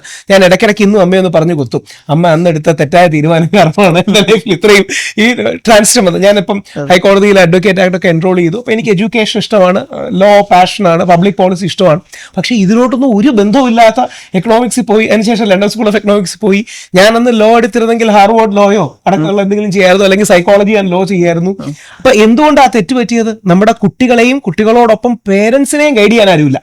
ഇതൊരു വലിയ പ്രോബ്ലമാണ്. എൻ്റെ ഫാദർ നേരത്തെ മരിച്ചതാ, ഞാനാണ് ഒറ്റ മകനാണ്. അപ്പം അമ്മയ്ക്ക് എന്ത് ചെയ്യണമെന്ന് അറിയില്ല. അപ്പൊ അമ്മയുടെ വളരെ സിമ്പിൾ ലോജിക്കായിരുന്നു, അച്ഛൻ ബാങ്കിലാണ് വർക്ക് ചെയ്തത്, അപ്പം ബാങ്ക് ഒരാൾ എക്കണോമിക്സ് പറഞ്ഞു കൊള്ളാം, ഞാൻ എക്കണോമിക്സ് ചേരട്ടെ. എന്നാൽ എനിക്ക് യാതൊരു താല്പര്യമല്ല. എക്കണോമിക്സ് ഒരു ഉഗ്രം വിഷയമാണ്, പക്ഷേ ആ വിഷയത്തോട് എൻ്റെ സോൾ ചേരുന്നില്ല, അല്ലെങ്കിൽ എൻ്റെ കോർ ചേരുന്നില്ല. നേരത്തെ പറഞ്ഞ പോലെ പാഷനോ എൻ്റെ പോസിബിലിറ്റിയോ എൻ്റെ പെർസിവിയറൻസോ എൻ്റെ ഒരു ടെൻഡൻസീസോ ഒന്നും ചേരുന്നില്ല. അപ്പം നമ്മുടെ കുട്ടികളെ അതോടൊപ്പം പേരൻസിനെയും ഗൈഡ് ചെയ്യേണ്ട ആവശ്യകത വളരെ അധികമാണ്. അപ്പോൾ ആ പേരൻസിനും ആ ഗൈഡൻസ് ആവശ്യമാണ്. പലപ്പോഴും പേരൻസ് ആണല്ലോ ആ ഏജിലെ ഡിസിഷൻ മേക്കർ. കുറച്ചുകൂടെ പ്രിസൈസ്ലി പറഞ്ഞാൽ ഒരു ടീൻസ് 13 to 19 എന്നുള്ള ഏജ് ഗ്രൂപ്പിൽ നമ്മുടെ സ്റ്റുഡൻസും അവരുടെ പേരൻസും എടുക്കുന്ന തീരുമാനങ്ങളാണ് നെക്സ്റ്റ് ഒരു 30-40 ഇയേഴ്സിലേക്കെങ്കിലും അവരുടെ ലൈഫിൻ്റെ ഒരു ട്രജക്ടറി പാത തീരുമാനിക്കുന്നത്. അപ്പോൾ ഇനിയും വരുന്ന കുട്ടികൾക്ക് ഈ അബദ്ധം പറ്റുന്നത്. ഞാൻ പലപ്പോഴും നമ്മുടെ ഗവൺമെന്റ് പ്രോജക്ട്സിന്റെ ഭാഗമായിട്ട് നവോദയ സ്കൂൾസിൽ CBSE സ്കൂൾസിലൊക്കെ ചെന്ന് സംസാരിക്കും. വിചാരിക്കും ഇതിൽ ഏറ്റവും അനുയോജ്യനായ വ്യക്തി ഞാനാണ്, കാര്യം ഇത് എന്റെ പേരൻസ് അടക്കം ശരിയല്ലാതാണ് ചെയ്തത്. ഇനിയും വരുന്നൊരു തലമുറയിലെ കുട്ടികളെയെങ്കിലും ഞങ്ങളിപ്പോൾ സൈക്കോമെട്രിക്സ് ചെയ്യുന്നുണ്ട്, വളരെ പ്രോപ്പർ സയന്റിഫിക് ആയിട്ട് ഒരു കുട്ടിയുടെ താല്പര്യം എന്താണ്, പ്രിഫറൻസ് എന്താണ്, പാഷൻ എന്താണ്, കഴിവെന്താണ്, അഭിരുചി എന്താണ്, ഇത് തിരിച്ചറിയുക, അവരെ ഫ്യൂച്ചർ ഗൈഡ് ചെയ്യുക, ആ ഗൈഡ് ചെയ്യാൻ പേരൻസിനെയും പ്രാപ്തമാക്കുക. അത് വളരെ ഇമ്പോർട്ടന്റ് ആണ്. അതില്ലെങ്കിൽ people are going to fall down in big ways. ഇത് കേൾക്കുന്നവർ പെട്ടെന്ന് അറിയണമെങ്കിൽ നിങ്ങൾക്ക് ചുറ്റും കൂടി നിൽക്കുന്നവരെ നോക്കിയിരുന്നാൽ മതി. നിങ്ങളുടെ ചുറ്റും കൂടി നിൽക്കുന്ന അല്ലെങ്കിൽ ഇത് കേട്ടുകൊണ്ടിരിക്കുന്നവർക്കടക്കം അറ്റ്ലീസ്റ്റ് ഒരു 3 to 5 years of their lifetime തെറ്റായ കോഴ്സും കോളേജും കരിയറും തിരഞ്ഞെടുത്തത് കാരണം നഷ്ടപ്പെട്ടവരായിരിക്കും. ഇത് കേട്ടുകൊണ്ടിരിക്കുന്നവരിൽ ഒരു 95% അതായിരിക്കും. നമ്മൾ അതിനെ എങ്ങനെ ജസ്റ്റിഫൈ ചെയ്യുന്നറിയോ? അതൊക്കെ ജീവിതത്തിൽ ഒരു ലേണിംഗ് അല്ലേ. പക്ഷേ നമ്മുടെ ജീവിതത്തിലെ ഏറ്റവും നല്ല ഇയേഴ്സിൽ നമ്മൾ പഠിക്കേണ്ട കാര്യങ്ങൾ, എന്റെ വൈഫ് ദീപയ്ക്ക് ഇത് തന്നെ സംഭവിച്ചത്. ദീപയ്ക്ക് വിത്ത് ഡ്യൂ റെസ്പെക്ട്, ദീപയ്ക്ക് ഈ പാർക്കിങ്ങിന് പോലും വലിയ ചലഞ്ചാണ്. അതായത് സ്പേഷ്യൽ ഇന്റലിജൻസ് കുറവാണ്. ദീപ സിവിലാണ് പഠിച്ചത്. കാര്യം സിവിലാണ് ദീപയ്ക്ക് CET-യിൽ കിട്ടിയത്. എന്നാൽ ദീപയുടെ ഓറിയന്റേഷൻ, അതായത് അവരുടെ പ്രൈഡ് എന്ന് പറഞ്ഞാൽ എന്റെ മോള് CET-യിൽ പഠിക്കണമെന്നുള്ളതാണ്. കാര്യം CET-യിൽ സിവിൽ മാത്രമേ അപ്പൊ അവൈലബിൾ ഉള്ളൂ. എന്നാൽ വേറൊരു കോളേജിൽ ദീപയ്ക്ക് അനുയോജ്യമായ ഒരു കാര്യം കിട്ടുമായിരുന്നു, പക്ഷെ അത് എടുത്തില്ല. അപ്പൊ ഇത് എന്തുകൊണ്ടാ? ഒരുപാട് തെറ്റായ ധാരണകൾ, ബയസസ് നമ്മുടെ പേരൻസ് ഇത് ചൂസ് ചെയ്യുന്നതിലുണ്ട്. റൈറ്റ് ചോയ്സസ് എങ്ങനെ മേക്ക് ചെയ്യാം, അതിനെ സയന്റിഫിക് ബാക്കിംഗ് എന്താണ്, ഇതാണ് ലൈഫോളജി കൊണ്ടുവരുന്ന വലിയൊരു റെവല്യൂഷണറി ചേഞ്ച്. ഇതൊക്കെ നമ്മുടെ പേരൻസിന് യഥാർത്ഥത്തിൽ ഉണ്ടാകേണ്ടതായിരുന്നു, സോ ദാറ്റ് ഈ ഒരു സയന്റിഫിക് ഗൈഡൻസ് പോസിബിൾ ആണ്. ഇല്ലെങ്കിൽ അന്ന് ഈ കരിയർ ഗുരു, അന്നത്തെ സാധനങ്ങൾ അന്ന് വായിക്കുന്ന ഇത് കൊള്ളാം, നാനോ ടെക്നോളജി കൊള്ളാം എന്ന് അതിന് മുന്നേ ചേർക്കാം. അല്ലെങ്കിൽ നാനോ ടെക്നോളജി നല്ലതാണ്, പക്ഷെ എനിക്കതിൽ താല്പര്യം വേണ്ടേ. ഇപ്പൊ ആൾക്കാർ പലരും പറയുന്നത് റോബോട്ടിക്സ് ഭയങ്കരമായിട്ട് ഗ്രോ ചെയ്യും. ശരിയാണ്, റോബോട്ടിക്സ് ഭയങ്കരമായിട്ട് ഗ്രോ ചെയ്യും. പക്ഷെ എന്റെ മോന് റോബോട്ടിക്സിനല്ല ജേർണലിസം ആക്കാനാണ് കോർ ഇൻട്രസ്റ്റ് എങ്കിൽ, അപ്പൊ അവനെ റോബോട്ടിക്സ് കൊണ്ടുവിട്ടാൽ അവന്റെ ലൈഫ്, അവന്റെ കരിയർ, അവന്റെ റവന്യൂ ഏർണിംഗ് സോഴ്സസ്, അവന്റെ മനസ്സമാധാനം, അവന്റെ ജീവിതം നമ്മൾ അറിയാതെ തെറ്റായ രീതികളിലേക്ക് നയിക്കുകയാണ്. ഈ ഒരു scientific data backed proper career choices സ്കൂളിലേ നമ്മൾ തുടങ്ങണം എന്നുള്ളതാണ്. ശരിക്കും ഇപ്പോൾ നമ്മുടെ ഒരു പാരന്റ്സിന്റെ അടുത്ത് സംസാരിക്കും. ഇപ്പോൾ ഗ്രാമങ്ങളിൽ ഏറ്റവും അധികം ഇറങ്ങി നിന്ന് ഡെവലപ്പ് ചെയ്യുന്നത് കൊണ്ട് തന്നെ ടാൽറോപ്പിന് വളരെ കൃത്യമായിട്ട് അറിയാം പാരന്റ്സ് ഭയങ്കര കൺഫ്യൂസ്ഡ് ആണ്. അപ്പോൾ അവർക്ക് മാറ്റങ്ങൾക്ക് ഭയങ്കര താല്പര്യമുണ്ട്. ഇപ്പോൾ നമ്മൾ പറയും, ഇപ്പോൾ മഹാദേവ് സ്വന്തമായിട്ട് സ്റ്റാർട്ടപ്പ് 19-ാം വയസ്സിൽ തുടങ്ങിയപ്പോൾ, ഇപ്പോൾ മാർക്ക് സുക്കർബർഗ് 19-ാം വയസ്സിലാണ് ഫേസ്ബുക്ക് തുടങ്ങിയത്, പക്ഷേ 8-ാമത്തെ വയസ്സിൽ പഠിച്ചു തുടങ്ങി. അവൻ ടെക്നോളജി കോഡിങ്ങിലാണ് പഠിച്ചു തുടങ്ങിയത്. അപ്പോൾ ഇതേപോലെ ഒരു ടാലന്റ് ആയിരുന്നു മഹാദേവ്. അവന് നമ്മൾ 2017 കൃഷ്ണവിലാസ് അപ്പർ പ്രൈമറി സ്കൂളിൽ 11-ാമത്തെ വയസ്സിൽ പിക്ക് ചെയ്തുകൊണ്ടാണ് ഇന്നിപ്പോൾ 7-8 വർഷം കഴിഞ്ഞപ്പോഴേക്കും എന്തായത്, അവന്റെ സ്വന്തം സ്റ്റാർട്ടപ്പിലേക്ക് അവൻ എത്താൻ കഴിഞ്ഞത് 19-ാം വയസ്സിലെത്തിയ. അപ്പൊ ഇതുപോലെ അപ്പൊ എല്ലാവരും ഈ പറയുന്ന കണക്ക് AI റോബോട്ടിക്സിൽ വരേണ്ടവരാണെന്ന് ചോദിച്ചാൽ അല്ല. പക്ഷെ എന്താണ് ഇവരുടെ അഭിരുചി എന്ന് ചോദിച്ചാൽ പലർക്കും കൃത്യമായിട്ട് മനസ്സിലാകുന്നില്ല. അപ്പൊ നമ്മളിപ്പോൾ ലൈഫോളജീനെ ഗ്രാമങ്ങളിലേക്ക് ഇൻട്രൊഡ്യൂസ് ചെയ്യുമ്പോൾ നമ്മൾ വൈക്കിപ്പ് എന്നൊരു കോൺസെപ്റ്റ്, ഇപ്പോൾ ടാൽറോപ്പും ലൈഫോളജിയും കൂടെ ചേർന്ന് വൈക്കിപ്പ് എന്നൊരു പ്രോഗ്രാം നമ്മൾ ഡിസൈൻ ചെയ്ത് U100 എന്നൊരു പ്രോഗ്രാം ഡിസൈൻ ചെയ്ത് കൊണ്ടുവരുമ്പോൾ അതിൽ ഏറ്റവും ചലഞ്ചിങ് ആയിട്ടുള്ള സംവിധാനം എന്ന് പറഞ്ഞു കഴിഞ്ഞാൽ ഇവർ ഓൾറെഡി യൂസ്ഡ് ആണ്.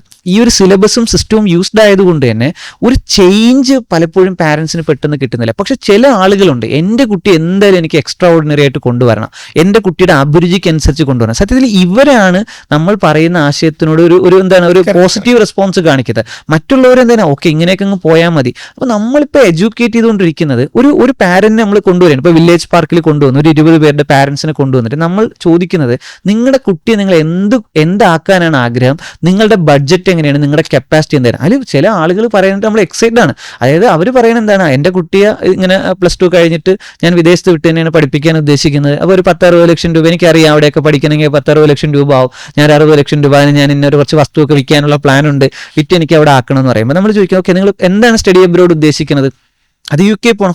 ശ്രദ്ധിച്ചിട്ടുണ്ടെങ്കിൽ പണ്ട് നമ്മുടെ കുട്ടികൾ ഇവിടുന്ന് പുറത്തു പോകുന്ന ഹാർവാർഡ്, ഓക്സ്ഫോർഡ്, സ്റ്റാൻഫോർഡ്, MIT ഏത് യൂണിവേഴ്സിറ്റി പോകുന്നു എന്നുള്ളതാണ്. ഇപ്പൊ യൂണിവേഴ്സിറ്റിയൊക്കെ വിട്ടു, ഇപ്പൊ ആളുകൾ പോണത് കാനഡയിൽ പോവാം, അതുപോലെയായി. അപ്പൊ ഇവിടെ നമുക്ക് അവരെ എഡ്യൂക്കേറ്റ് ചെയ്യുമ്പോൾ നമ്മൾ അത്യാവശ്യം നല്ല ശ്രമകരമായ പണി നമ്മൾ എടുക്കണം. ഇപ്പൊ ടാൽറോപ്പ് ചെയ്യുന്നത് എന്താണെന്ന് വെച്ചാൽ ഒരു വില്ലേജ് പാർക്കിലേക്ക് ഒരു 20 പാരന്റ്സിനെ കൊണ്ടുവരികയാണ്, എൻ്റെ ലൈഫോളജിയുടെ മെന്റേഴ്സിനെ കൊണ്ടുവന്നിട്ട് ഇനി എന്ത് ചെയ്യണം, ഓക്കെ 20 പേരെ മുമ്പിൽ ഇരുത്തി തരികയാണ്, ലൈഫോളജിയുടെ മുമ്പിൽ ഇരുത്തി തരികയാണ്. ഇവരെ നമുക്ക് എഡ്യൂക്കേറ്റ് ചെയ്യണം. അങ്ങനെയെങ്കിൽ നമ്മൾ എഡ്യൂക്കേറ്റ് ചെയ്യപ്പെടുന്ന ഒരു പ്രധാന പോയിന്റ്, ഏത് പോയിന്റിൽ ഊന്നി എഡ്യൂക്കേറ്റ് ചെയ്യണമെന്നാണ് പ്രവീൺജി വിശ്വസിക്കുന്നത്? എനിക്ക് തോന്നുന്നത് ഞാൻ 1-2 എക്സാമ്പിൾസ് പറയാം. അതായത് എനിക്ക് തോന്നുന്നു ലൈഫോളജിയുടെ തുടക്ക സമയത്താണെന്ന് തോന്നുന്നു, അതോ അതിന് മുമ്പോ ഞാനൊരു സ്പീക്കറായിട്ട് കണ്ണൂരിൽ ഒരു സ്ഥലത്ത് പോയി, കണ്ണൂരിലെ ഒരു വില്ലേജ് ഏരിയയിൽ പോയി. അപ്പൊ അവിടെ ഒരു വലിയ സെമിനാറാണ്. ഓക്കെ, ഒരു വലിയ സെമിനാർ ഹാളാണ്. അപ്പോൾ അവിടുത്തെ ഒരു ടൗൺ ഹാള് പോലെയാണ്. ഏതാണ്ട് ഒരു 1000-ഓളം ആൾക്കാർ അത് കേൾക്കാൻ വേണ്ടിയിട്ട് അകത്തും പുറത്തുമായിട്ട് നിൽക്കുന്നുണ്ട്.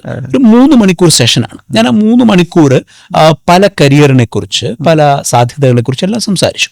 അതിനുശേഷം പുറത്തോട്ട് ഇറങ്ങിക്കഴിഞ്ഞപ്പോഴത്തേക്കും ഒരുപാട് ആൾക്കാർ നമ്മളോട് ഇങ്ങനെ പേഴ്സണലി സംസാരിക്കാനും ഗൈഡൻസിനൊക്കെ ആയിട്ട് വരുമല്ലോ. അപ്പോൾ ഒരു അച്ഛനും മോനും കൂടെ വന്നു.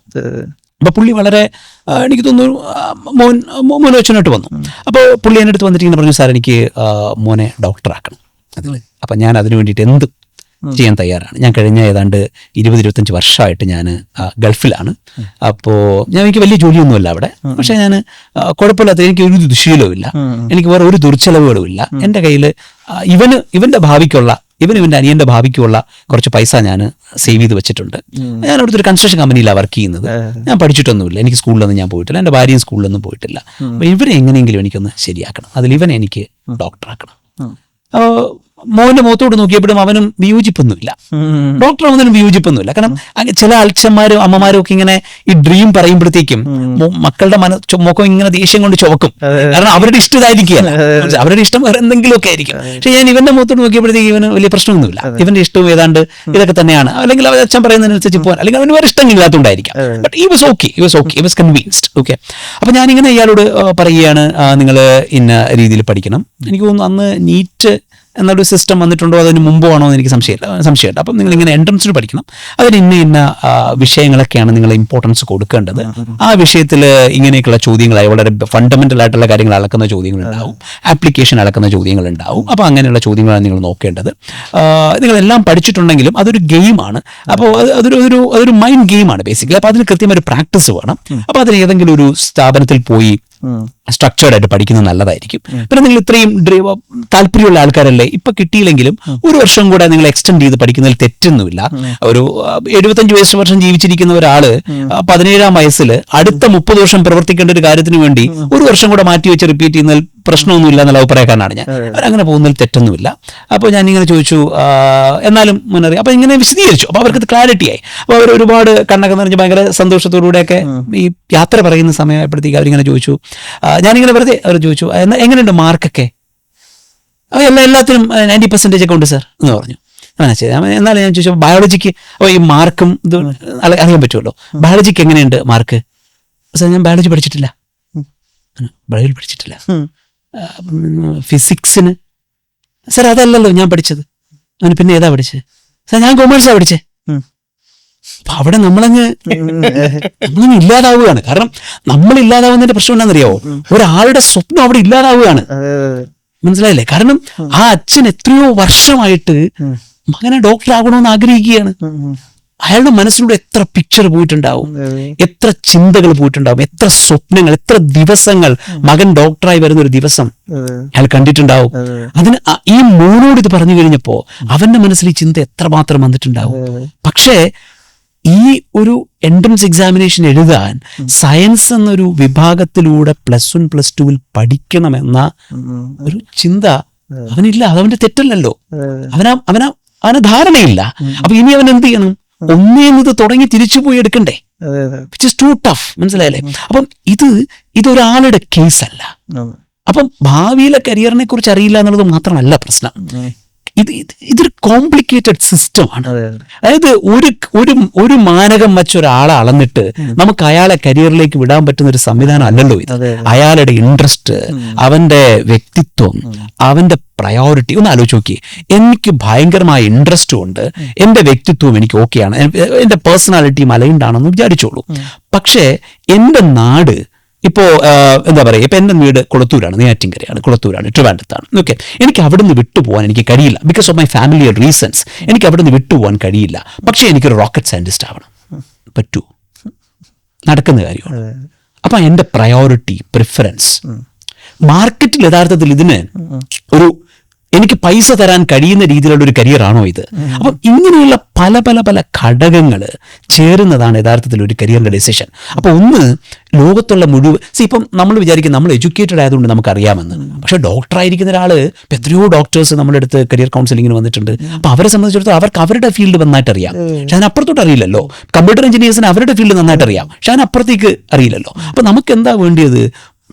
ഭാവിയിൽ മൊത്തത്തിൽ നടക്കുന്ന കരിയറിൻ്റെ സാധ്യതകളെക്കുറിച്ച് ഓരോ പാരൻറ്റിനും കുട്ടിക്കും ഒരു ധാരണയുണ്ടാവണം.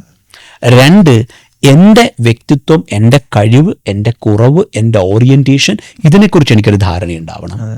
എൻ്റെ പാഷൻ അല്ലെങ്കിൽ ഇൻട്രസ്റ്റ് അതുണ്ടെങ്കിൽ 17 വയസ്സായിട്ടുള്ള ഒരു കുട്ടിക്ക് ഭയങ്കര പാഷൻ ഉണ്ടായിക്കൊള്ളണമെന്നോ ഒരു പാഷൻ ഉണ്ട് എന്ന് കരുതി അത് തന്നെ കരിയറായി മാറ്റണമെന്നോ യാതൊരു നിർബന്ധമില്ല. പക്ഷെ എൻ്റെ പാഷനെ കുറിച്ച് എനിക്കൊരു ധാരണയുണ്ടാവണം. അതോടൊപ്പം എൻ്റെ പ്രയോറിറ്റീസും പ്രിഫറൻസും എന്താണെന്ന് എനിക്ക് അറിയാൻ പറ്റണം. ഇതിനെ വെച്ചുകൊണ്ട് റെസ്പോൺസിബിളായ ഒരു തീരുമാനമെടുക്കാൻ നമുക്ക് പറ്റണം. ഈ തീരുമാനമെടുക്കാൻ ഓരോ പാരൻറ്റും നമ്മൾ അവിടുത്തെ ഒരു പ്രശ്നം എന്താണെന്നറിയാവോ, നമ്മളിപ്പോൾ ഒരു യൂറോപ്യൻ ട്രിപ്പ് പോവുകയാണെന്ന് വിചാരിച്ചോ, നമ്മൾ എത്ര മാസം മുമ്പ് പഠിച്ചു തുടങ്ങും.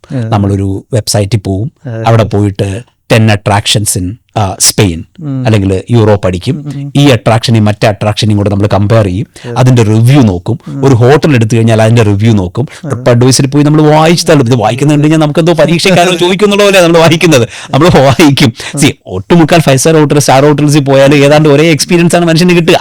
അങ്ങോട്ട് ഇങ്ങോട്ടൊക്കെ ഇച്ചിരി വ്യത്യാസം ഉണ്ടാവുള്ളൂ, റൂമിന്റെ സ്ട്രക്ചർ പോലും ഒന്നുപോലെയാണ്. എന്നാലും നമ്മളത് കമ്പയർ ചെയ്യും. അതിനകത്ത് റിവ്യൂസ് ഇങ്ങനെ താഴോട്ട് വായിച്ചു കൊണ്ടേയിരിക്കും. എന്നിട്ട് സിറ്റി ടു സിറ്റി കമ്പയർ ചെയ്യും, എയർലൈൻ ടു എയർലൈൻ കമ്പയർ ചെയ്യും. അങ്ങനെ 2-3 മാസത്തെ പ്രോസസ്സാണ് ഒരു 3 ദിവസം നിൽക്കുന്ന യൂറോപ്യൻ ട്രിപ്പ് നമ്മൾ പ്ലാൻ ചെയ്യുന്നത്. പക്ഷെ അടുത്ത 30 വർഷം വർക്ക് ചെയ്യാൻ പോകുന്ന കരിയർ നമ്മൾ പ്ലാൻ ചെയ്യുന്നത് എങ്ങനെയാ? അവന്റെ മോൻ എവിടെ പോയി, ഇവന്റെ മോൻ എവിടെ പോയി, ആ പത്രത്തിൽ അഡ്വർടൈസ്മെന്റ് കണ്ടോ, മറ്റേ ടോക്കിൽ എന്ത് പറഞ്ഞു, ഇതൊക്കെ വെച്ചാണ് നമ്മൾ തീരുമാനം എടുക്കുന്നത്. അപ്പൊ ഇതിൽ നിന്നും മോർ ഇൻഫോംഡ് ആയിട്ടുള്ള ഒരു തീരുമാനം നമുക്ക് എടുക്കാൻ കഴിയണം. അപ്പൊ അടുത്തൊരു ചോദ്യം വരും, ഈ തീരുമാനം എടുക്കുന്നത് ഒരു മാസത്തെ പണി കൊണ്ട് നമ്മളൊരു തീരുമാനം എടുത്തു കഴിഞ്ഞാൽ അവിടെ തീരുവോ? ഞാൻ വേറെ എക്സാമ്പിൾ പറയാം. ഞാൻ ചൈനയിൽ ഷാങ്ഹായിൽ ഒരു കോൺഫറൻസ് അറ്റൻഡ് ചെയ്യാൻ വേണ്ടിയിട്ട് പോയി ഇതിൽ. അപ്പോൾ ചൈന നമുക്ക് ഭയങ്കര ഇൻട്രസ്റ്റിംഗ് ആയി ഒരുപാട് കാര്യങ്ങൾ അഡോപ്റ്റ് ചെയ്യുന്ന രാജ്യമാണ്. അപ്പോൾ എനിക്കൊന്ന് 2 പ്രാവശ്യം ഞാൻ ചൈനയിൽ പോയി, 2 ബീജിങ്ങിലും പോയി, ഷാങ്ഹായിലും പോയി. അപ്പോൾ അങ്ങനെ ഷാങ്ഹായിൽ പോയപ്പോഴത്തേക്കും എന്നോടൊപ്പം ഒരു അമേരിക്കൻ ഫ്യൂച്ചർ ഗൈഡൻസ് എക്സ്പേർട്ട് ഉണ്ടായിരുന്നു. അപ്പോൾ അവർ ഇന്ത്യയിലെ തന്നെ വേൾഡിലെ തന്നെ ഏറ്റവും പ്രധാനപ്പെട്ട സ്കൂൾ ചെയിൻസിലൊന്നാണല്ലോ GEMS education. So GEMS Lifology one of the most important clients ആണ്. ലൈഫോളജിയുടെ ആദ്യത്തെ ക്ലയൻ്റ് ആണ്.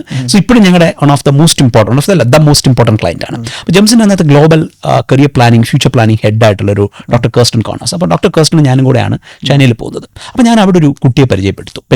അപ്പം ഈ ലേഡിയാണ് എന്നെ പരിചയപ്പെടുത്തുന്നത്. ഇവൻ ഷാങ്ഹായ് പബ്ലിക് സ്കൂളിൽ പഠിക്കുന്ന ഒരു കുട്ടിയാണ്. ഇവൻ അന്ന് 12ാം ക്ലാസ്സിലാണ്. ഇവന്റെ കയ്യിൽ അന്ന് സ്റ്റാൻഫോർഡിന്റെയും MITയുടെയും ഓഫർ ലെറ്റേഴ്സ് ഉണ്ട്. അപ്പോൾ ഇവർ എൻ്റെ അടുത്ത് ചോദിച്ചു, ഇവന്റെ സ്റ്റോറി എന്താണെന്ന് അറിയാമെന്ന് ചോദിച്ചു. അവനില്ല. അപ്പോൾ ഇവർ പറഞ്ഞു, ഇവൻ 7ാം ക്ലാസ്സിൽ പഠിച്ച സമയത്താണ് എൻ്റെ അടുത്തോട്ട് വരുന്നത്. അപ്പോൾ ഞാനിവിടെ ചൈനയിൽ, അവർ ചൈന ഗവൺമെൻറ്റിൻ്റെ ഒരു കൺസൾട്ടൻ്റ് ആണ്. വന്ന സമയത്ത് ഇവൻ്റെ പാരൻസ് എൻ്റെ അടുത്തോട്ട് ഇവനെ കൊണ്ടുവരുവാണ് ഇതിൽ. അപ്പോൾ ഞാൻ നോക്കുമ്പോൾ ഇവൻ ബ്രില്യൻ്റ് ആണ്. ഇവന് മാത്സിലും ലോജിക്സിലും ഒക്കെ ഇവൻ ഭയങ്കര അടിപൊളിയാണ് ഇതിൽ. എന്നാൽ ടോട്ടൽ മാർക്കും കാര്യങ്ങളും വെച്ച് നോക്കുമ്പോഴത്തേക്കും ഇവന് ടോട്ടൽ മാർക്കിൽ ഇവൻ എപ്പോഴും നന്നായി സ്കോർ ചെയ്യില്ല. അപ്പോൾ 7ാം ക്ലാസ് മുതൽ ഇവനെ മെൻറ്റർ ചെയ്യാൻ തുടങ്ങി. അപ്പോൾ ഇവന് ഒരു മാത്സിൽ അടിപൊളിയാണ്, പക്ഷെ അതിനപ്പുറത്തേക്ക് മാർക്ക് ടോട്ടൽ കുറവാണ്. ആൾക്കാരോട് ഇടപെടാനായിട്ട് അവന് പറ്റുന്നില്ല. ഇവന് ഒന്നും ചെയ്ത് അങ്ങോട്ട് ഫലിപ്പിക്കാനുള്ള ഒരു കോൺഫിഡൻസ് ഇല്ല. അപ്പൊ അങ്ങനെ ഒരുപാട് പ്രശ്നങ്ങളാണ്. പക്ഷെ അവന് ഒരു സ്കില്ലുണ്ട്, മാത്ത് ഉണ്ട്. അപ്പൊ ഇവരിത് മനസ്സിലാക്കിയതിനു ശേഷം ഇവരെന്ത് ചെയ്തു, ഇവന്റെ ആ ഏരിയയിൽ എവിടെയൊക്കെ ഇവനെ പ്ലേസ് ചെയ്യാൻ പറ്റുമെന്ന് നോക്കി. അപ്പോൾ ഇവന് പാഷനായിട്ടുള്ള മറ്റൊന്നെന്ന് പറയുന്നത് ബ്രിഡ്ജ് ഗെയിം കളിക്കുക എന്നുള്ളത് ഇവർ ഭയങ്കര ഇൻട്രസ്റ്റ് ആണ്. അപ്പോൾ ഇവനെ ആ ഗെയിമിൽ പ്രോത്സാഹിപ്പിച്ചു. ഇവൻ അവിടുത്തെ ഷാങ്ഹായിൽ ഒരു സിറ്റി കോർപ്പറേഷൻ ലിമിറ്റിലെ ഒരു ജൂനിയർ ബ്രിഡ്ജ് ചാമ്പ്യനായിട്ട് മാറി. ദെൻ അതിനുശേഷം ഈ മാത്തിൻ്റെയും ലോജിക്കിൻ്റെയും ബേസ് വെച്ചിട്ട് ഇവനെ മെഷീൻ ലേണിങ്ങിൻ്റെയും AIയുടെയും ഒരു കോഴ്സിലേക്ക്. സോ അന്ന് ഇവൻ്റെ പാരൻസ് ഒക്കെ ബാങ്കേഴ്സ് ആണ്. അപ്പോൾ അവർ മെഷീൻ ലേണിംഗ് AI ഒന്നും വലുതായിട്ട് കേട്ടിട്ടൊന്നുമില്ല. അപ്പോൾ ഈ ലേഡിക്ക് മനസ്സിലായി ഇതാണ് ഇവൻ്റെ ഏരിയ എന്ന്. അത് ഞാനിവരെ കാണുന്നത് 2019 ഞാനിവനെ കാണുന്നത് 2019 ഇവൻ 12ാം ക്ലാസ്സിലാണ്. അതായത് ഇവനെ തുടങ്ങുന്നത് 7ാം ക്ലാസ്സിലാണ്. അതായത് 2015 ഇവരിവനെ ഏതാണ്ട് സ്റ്റാർട്ട് ചെയ്യുന്നതെന്ന് തോന്നുന്നു. 2015-14 ഇവരുമായിട്ട് സ്റ്റാർട്ട് ചെയ്യുന്നത്. അന്ന് അവർക്ക് ആ ലേഡിക്ക് മനസ്സിലായി, സോ ഇവന് AIയിലും മെഷീൻ ലേണിംഗും ഒരു ഗ്രോയിങ് ഫീൽഡാണ്. ഇവൻ പഠിക്കാനുള്ള സമയം എത്തുമ്പോഴത്തേക്കും അത് അടിപൊളി മേഖലയായിട്ട് മാറിയിട്ടുണ്ടാവും.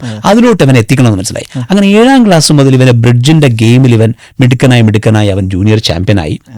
At the same time parallelly ഇവരെന്ത് ചെയ്തു, ഇവനെ AIയിലും മെഷീൻ ലേണിങ്ങിലുള്ള കുഞ്ഞു കോഴ്സുകൾ പഠിപ്പിച്ചു കൊണ്ടുവന്നു. അതിനോടൊപ്പം അവൻ്റെ പ്രസന്റേഷൻ സ്കിൽസ്, കമ്മ്യൂണിക്കേഷൻ സ്കിൽസ്, ആൾക്കാരെ ഫേസ് ചെയ്യാനുള്ള കോൺഫിഡൻസ്, ഇതെല്ലാം ബിൽഡ് ചെയ്തു.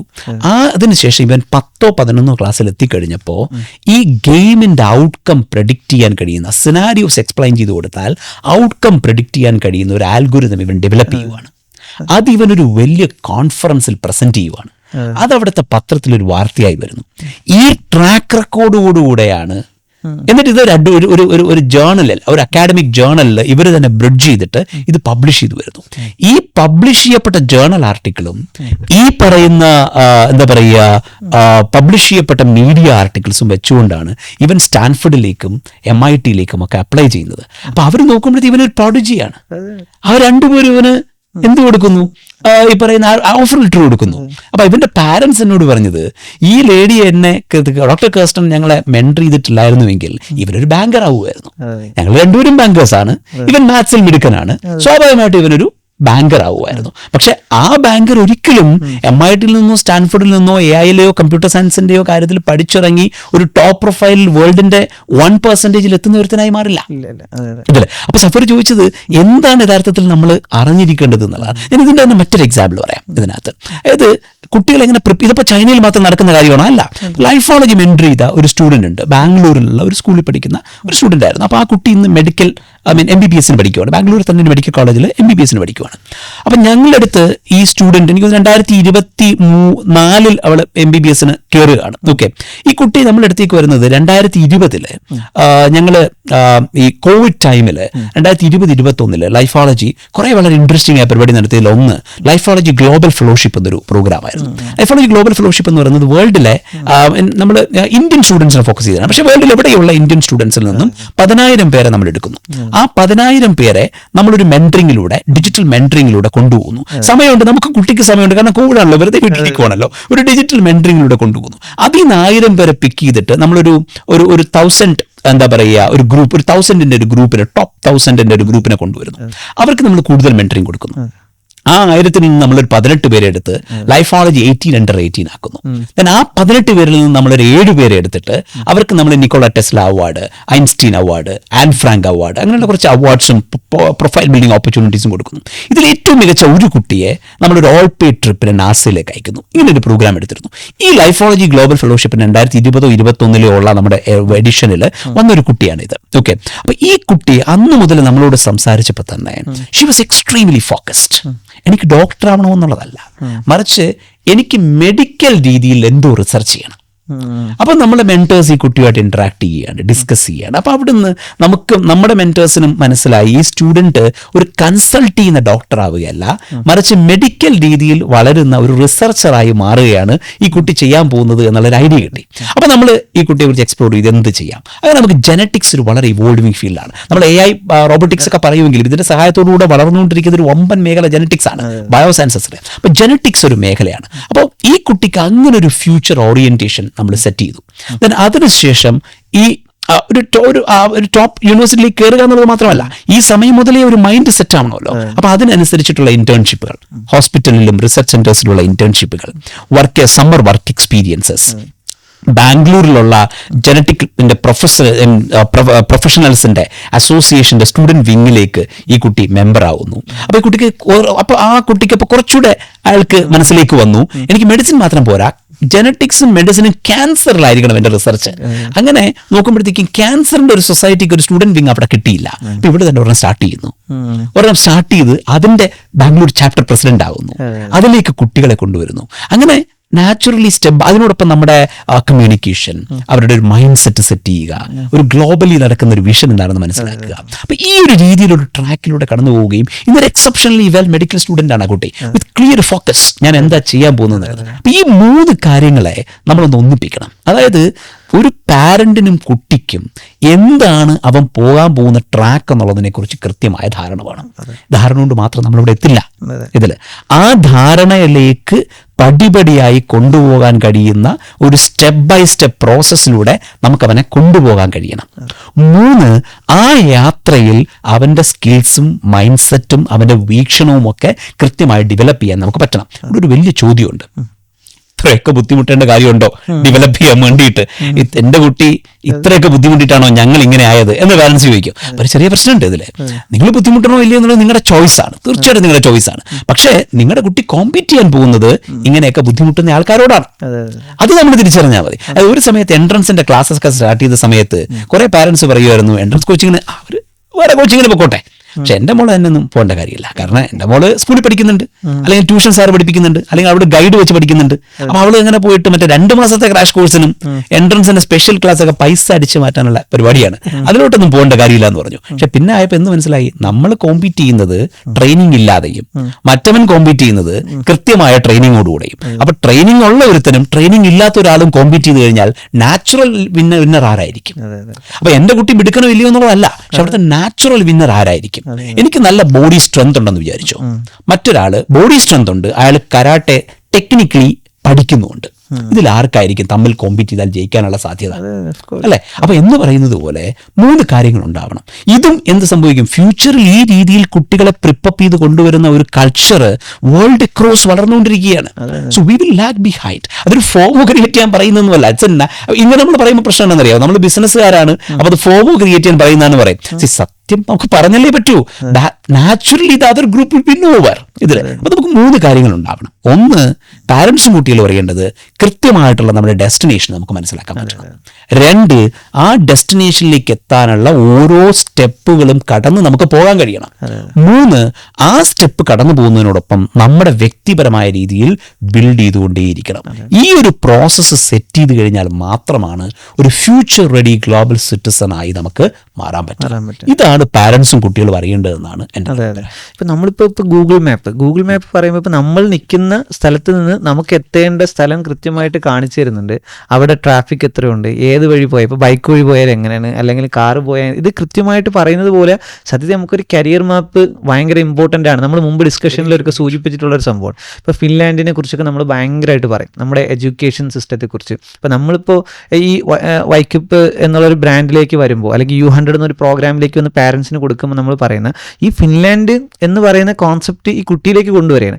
അവിടുത്തെ യൂണിവേഴ്സിറ്റീസിനെ കുട്ടിയിലേക്ക് കൊണ്ടുവരികയാണ്. ഇവർക്ക് ഈ ഗ്യാപ്പ് നമ്മൾ ബ്രിഡ്ജ് ചെയ്ത് കൊടുക്കുകയാണ്. ഈ ഗ്ലോബൽ എഡ്യൂക്കേഷൻ എന്ന് പറയുമ്പം അവിടുത്തെ ഇപ്പോൾ ഏറ്റവും ആരുടെ ചോദിച്ചാലും പറയും ഫിൻലാൻഡ് എഡ്യൂക്കേഷൻ ഇമ്പോർട്ടൻസ് നമ്മൾ പറയും.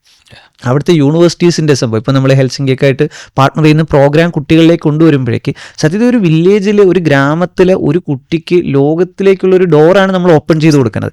ഇതിന് നമ്മൾ അവരിലേക്ക് ഡിഫൈൻ ചെയ്യുന്ന രീതികളാണ്. ഇപ്പോൾ നമ്മുടെ ടീം മെമ്പേഴ്സിനായിട്ട് നമ്മൾ പറഞ്ഞിട്ടുള്ള ഒന്നാമത്തെ പോയിന്റ് തന്നെ പറയുന്നത്, ആളുകളോട് നിങ്ങൾ പോയിട്ട് എന്താണ് ഒരു കുട്ടിയുടെ ലൈഫ് ചേഞ്ച് ചെയ്യാൻ അല്ലെങ്കിൽ ഗ്ലോബൽ സിറ്റീസൺ ആക്കാൻ വേണ്ടി നമ്മളൊരു ഓപ്പർച്യൂണിറ്റി കൊടുക്കുമ്പോൾ നമ്മൾ അവരെ വില്ലേജ് പാർക്കിലേക്ക്, നമ്മുടെ ഒരു പോയിന്റിലേക്ക് അവരെ കൊണ്ടുവരുന്നു. ഈ കോൺസെപ്റ്റ് ഷെയർ ചെയ്ത് കൊടുക്കുമ്പോഴേക്ക് നിങ്ങൾ അവരോട് ഈ പ്രോഗ്രാം എക്സ്പ്ലെയിൻ ചെയ്ത് കൊടുക്കുമ്പം അവർക്ക് തോന്നാൻ പോകുന്ന സംവിധാനം എന്തായിരിക്കും എന്ന് വെച്ചാൽ സ്റ്റഡി അബ്രോഡ് പ്ലാറ്റ്ഫോം ആയിരിക്കും.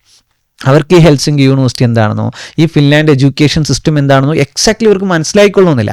അപ്പോൾ അവിടെ നമ്മൾ നേരിടുന്നൊരു പ്രധാന വെല്ലുവിളി തന്നെയാണ് ഈ പറയുന്ന സംവിധാനങ്ങൾ ഈ സാധാരണ ഒരു പാരൻറ്റിന് ഒരു പരിധി വരെ മനസ്സിലാക്കാൻ പറ്റാം. ഈ എന്താണ് ഫിൻലാൻഡ് എഡ്യൂക്കേഷൻ അല്ലെങ്കിൽ യൂണിവേഴ്സിറ്റീസ് എന്തൊക്കെയാണ്, അതല്ല എൻ്റെ കുട്ടിക്കും അതുപോലെ ആകാൻ കഴിയും, അല്ലെങ്കിൽ ആ മേഖലയിലേക്ക് പോകാൻ കഴിയും, അവിടുത്തെ കുട്ടികളൊക്കെ പഠിക്കുന്ന രീതിയിലേക്ക് പഠിക്കാൻ കഴിയും, അതുപോലെ ഒരു ഗ്ലോബൽ സിറ്റീസൺ ആകാൻ കഴിയും എന്ന് നമുക്ക് പലപ്പോഴും പറയാൻ പറ്റും. അപ്പോൾ ഈ കരിയർ മാപ്പിലേക്ക് വരുമ്പോൾ നമുക്ക് ഈ ഫിൻലാൻഡ് എഡ്യൂക്കേഷനൊക്കെ ശരിക്കും ഒരു പാരന്റിന് എങ്ങനെയായിരിക്കും എക്സ്പ്ലെയിൻ ചെയ്ത് കൊടുക്കാൻ കഴിയുക? അതായത് ലോകത്തെ എല്ലാ രാജ്യത്തും അതിൻ്റെ ഹിസ്റ്ററി കാരണം, അത് റിവോൾവ് ചെയ്ത പാത കാരണം അവർക്ക് ചില കാര്യങ്ങളിൽ സ്പെഷ്യലൈസേഷൻ ഉണ്ടാകാറുണ്ട്. നമ്മൾ പലപ്പോഴും ജർമ്മൻ കാർസ് എന്ന് പറയാറുണ്ട്, അല്ലെങ്കിൽ ഈ ജാപ്പനീസ് ഇലക്ട്രോണിക്സ് പറയാറുണ്ട്, അമേരിക്കയുടെ മിലിറ്ററി പറയാറുണ്ട്. അപ്പോൾ ഓരോ രാജ്യത്തും അതിൻ്റെതായ പ്രത്യേകത. ഇന്ത്യക്ക് നമ്മൾ കൾച്ചറും യോഗയും കാര്യങ്ങളൊക്കെ പറയാറുണ്ട്. അതേപോലെ ഫിൻലാൻഡ് ലോകത്തിലേക്ക് കൊണ്ടുവരുന്ന ഏറ്റവും വലിയ കാര്യം, Finland is the happiest nation in the world. നമുക്കറിയാവുന്നതുപോലെ യുണൈറ്റഡ് നേഷൻസിൻ്റെ കഴിഞ്ഞ 8 തവണയായിട്ടുള്ള ലോകത്തിലെ ഏറ്റവും ഹാപ്പിയസ്റ്റ് നേഷനാണ്. ലോകത്തിലെ എല്ലാ ഹ്യൂമൻ ഡെവലപ്മെന്റ് ഇൻഡെക്സിലും ടോപ്പിൽ നിൽക്കുന്ന, അല്ലെങ്കിൽ വൺ ഓഫ് ദി ടോപ്പിൽ നിൽക്കുന്ന രാജ്യങ്ങളിൽ ഒന്നാണ് ഫിൻലാൻഡ്. അപ്പോൾ ഫിൻലാൻഡ് എഡ്യൂക്കേഷനാണ് അതിൻ്റെ വൺ ഓഫ് ദി കോർ കാര്യങ്ങളിലൊന്ന്. ഫിൻലാൻഡ് എഡ്യൂക്കേഷൻ, അതാണ് ലോകത്തിൻ്റെ ഏറ്റവും ടോപ്പായ ഒരു എഡ്യൂക്കേഷൻ സിസ്റ്റം ഫിൻലാൻഡായി പറയും. ഞാൻ ഫിൻലാൻഡിൽ ചെല്ലുമ്പോഴും കണ്ടത് നമ്മൾ അറിയേണ്ട പല വലിയ മാതൃകകളും ഫിൻലാൻഡിലുണ്ട്.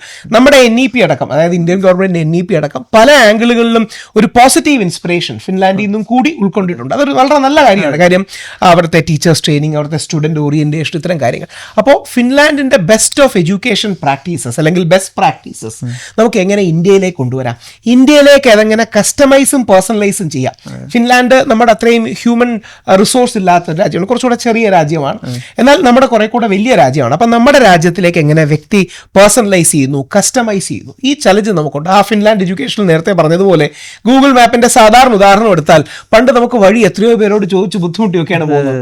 ഇന്ന് ഗൂഗിൾ മാപ്പിൽ ഒരു സ്ഥലത്തിട്ടാൽ അവിടെ തിരക്കുണ്ടോ എന്നറിയാം, പോകുന്ന വഴിയിൽ ഗൂഗിൾ ഇടയ്ക്ക് 1-2 ചോദ്യങ്ങളൊക്കെ ചോദിക്കും. ഇപ്പോഴും മറ്റേ ഇതുണ്ടോ, വഴിയിൽ ഇപ്പോഴും ട്രാഫിക് ബ്ലോക്ക് ഉണ്ടോ, പ്ലീസ് ഹെൽപ്പ് അതേഴ്സ്.